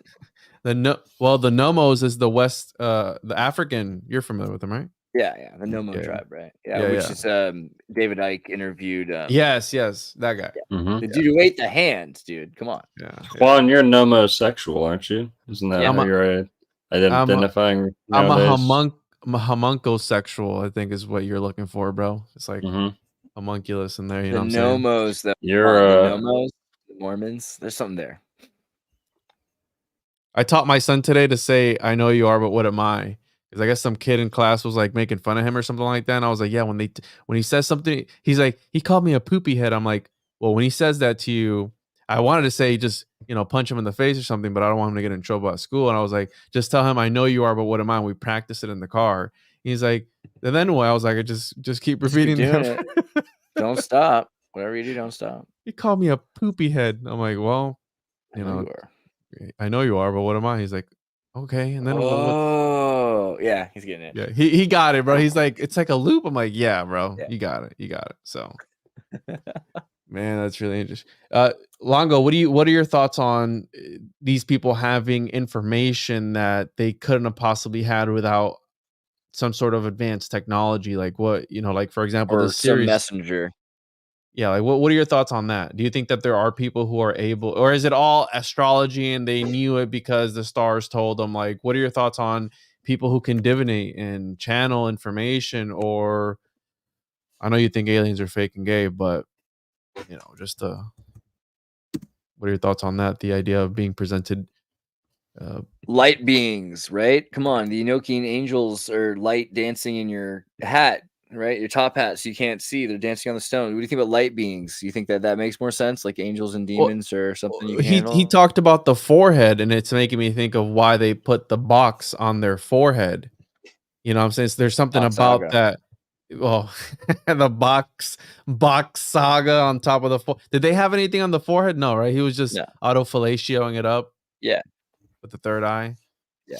So you make the box saga sound like no one's gonna even look into it. I didn't make it up, bro. If you read it for yourself, you're gonna find out the truth, dude. If you were to do that for anything, you could say Jesus was a drunk who flipped tables. You could say Joseph Smith was a polygamist. Like people say Muhammad, peace be upon him, was there's all kinds of things you could say about people, that'll make you not look into the more interesting stuff.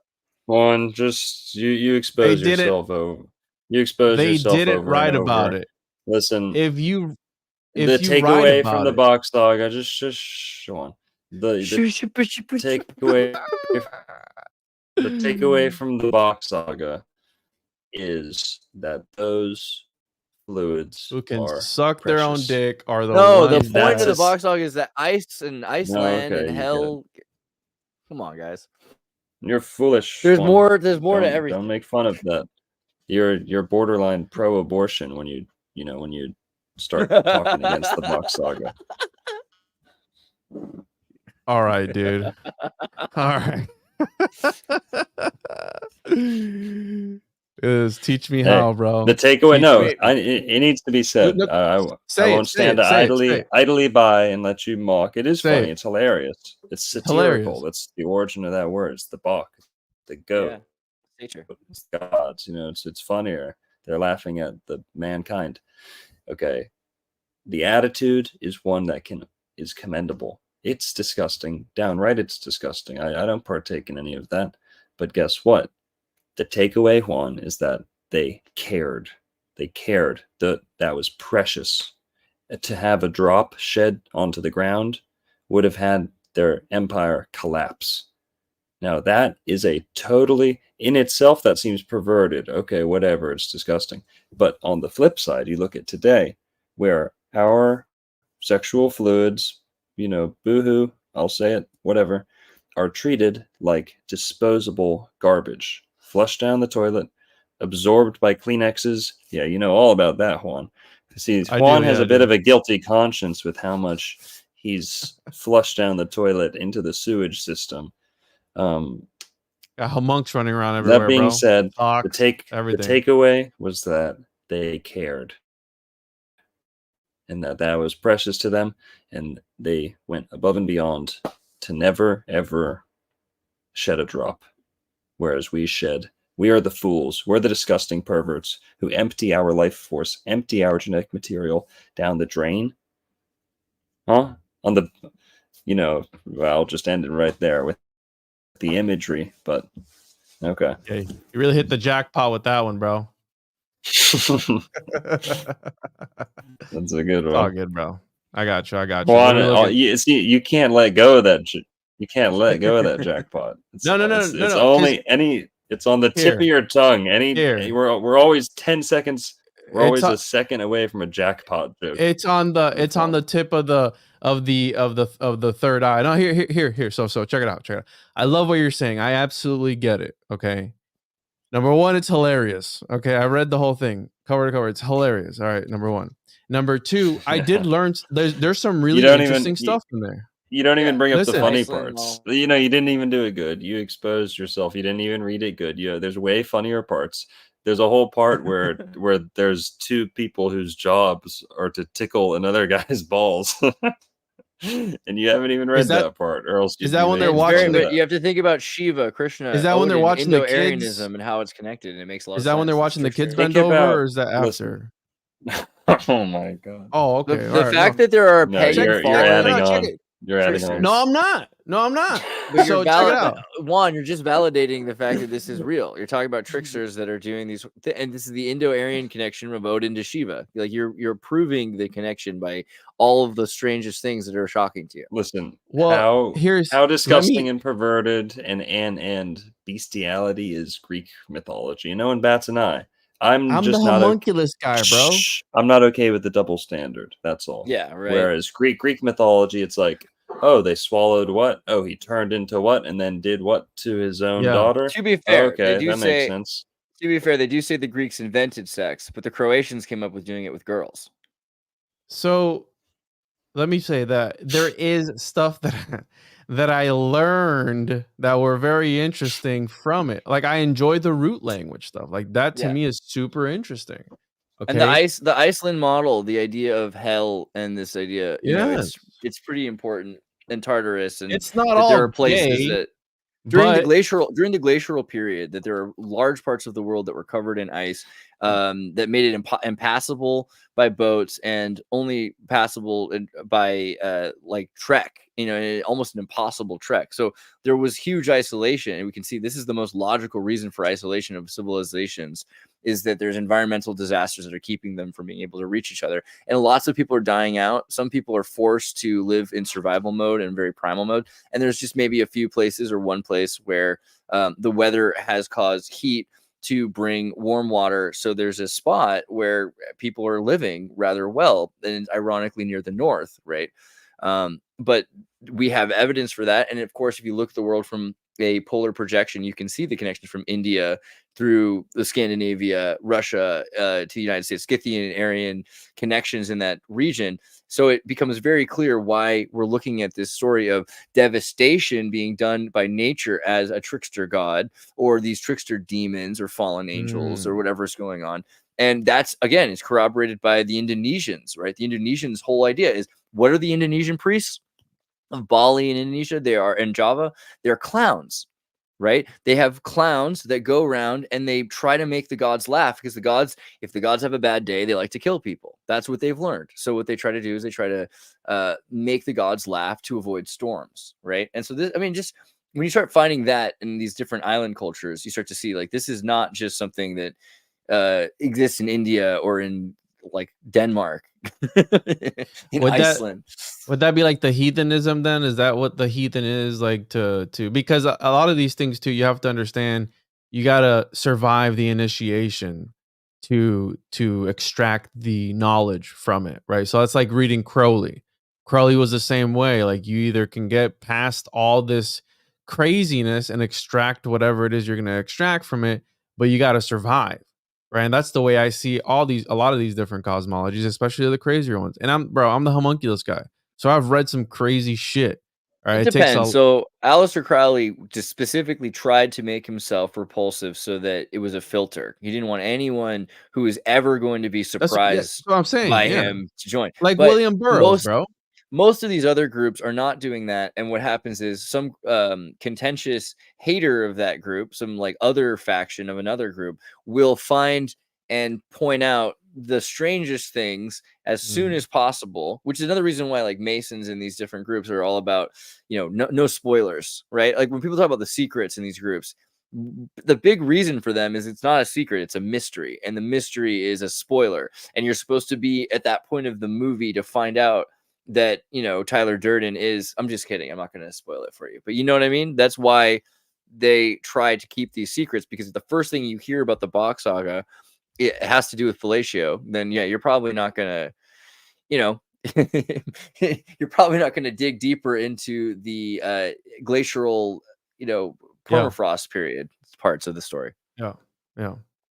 Yeah, there you go. You shouldn't let us walk over you, Longo. You gotta interrupt us, bro. Don't be like Shem, dude. You're muted.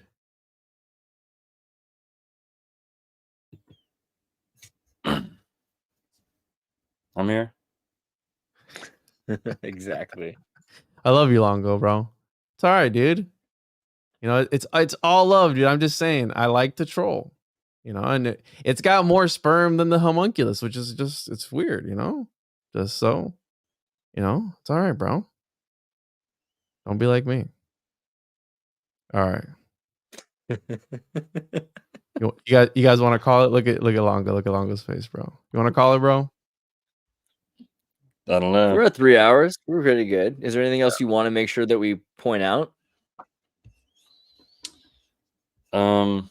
Just that the Bach paradigm describes a time when the world was ran by white magicians, and we live in it's only strange to us today and disgusting and distasteful and foreign because we today live in a time ran by black magicians.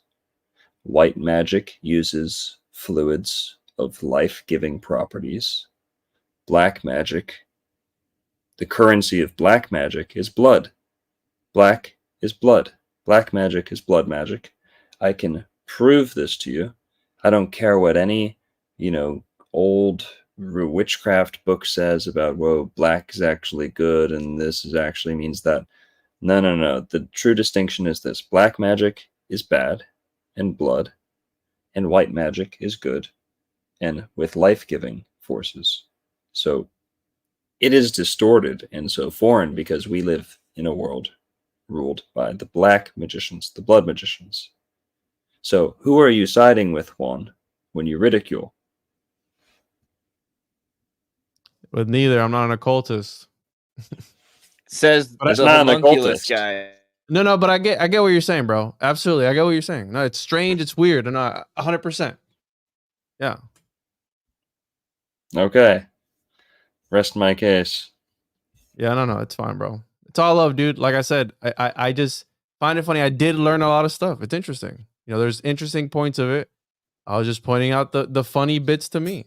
Life magic versus death magic is a huge deal. Like life and death, blood and life. The virility. These are important points, and it is interesting that we've made ourselves so shocked and we're so repulsive to nature of ourselves and to like the alchemical process. I think it leads to people rejecting their gender, their body, like marriage, having children, like the biocosmic process, right? Like those are all things that we shouldn't be so ashamed of ourselves. Like we should be able to understand like that.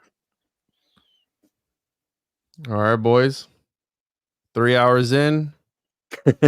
Longo's mad at me, so let's go ahead not and mad. I'm only He's And- trying just to disappointed. protect you from your ignorance. no, I appreciate it, Rescue bro. you. I appreciate that. I have a lot of learning in to do. Yeah, in but you 6 know- in 6 months, the nonstop Bach jokes are going to be Baby got bought. stale, Yeah. and you should at least glean the nutrients by that time from Yeah. the whole story. And Yeah, people yeah. do this all the time. Like Mormonism goes through this. People are like, isn't this that thing? You know, everyone's got this the preconceived notion and the thing that shocks them that keeps them from looking deeper into a thing. So I'm glad that the example was the Bach saga instead. That was cool. Thank you for bringing that. Yeah. Oh, boys, you guys want to plug anything before we get out of here? Check out the new Chosen One issue 2. It's an amazing comic book that's coming out from Paranoid chosenone.com. America. Pretty sweet. Most Yeah, expensive 15 toilet paper on the market, but Yeah. I heard it's pretty Yeah. good. There's You also a can get- homunculus growing kit. Yeah, you could use this as toilet paper too, or Kleenex, however you'd prefer. Find that tjojp.com, wherever Yeah. else. So Use that to chop up your laxatives and poppers. yeah. Want Yeah, TJOJP community. I didn't know he was a Democrat. Anyway, you should also watch Dr. Longo's channel, which is amazing. If you're looking into Old World Florida, you'll find it. It's a great channel. They said play the track, bro. Are you gonna play the track? Which track? My track? Xirtus has a track. Oh, you don't have to play my track. We don't need to do the AI thing right now. But if you want, All you right. can. But that's whatever. But All yeah, right, go to Xirtus.com, Andreas.me. Check out my stuff too. Please and thank you. You got anything, Longo, before we end? All right, everybody. That's it. Until next time, have a great weekend. Stay safe. Love each other. And bye-bye. They're so tired. Good night.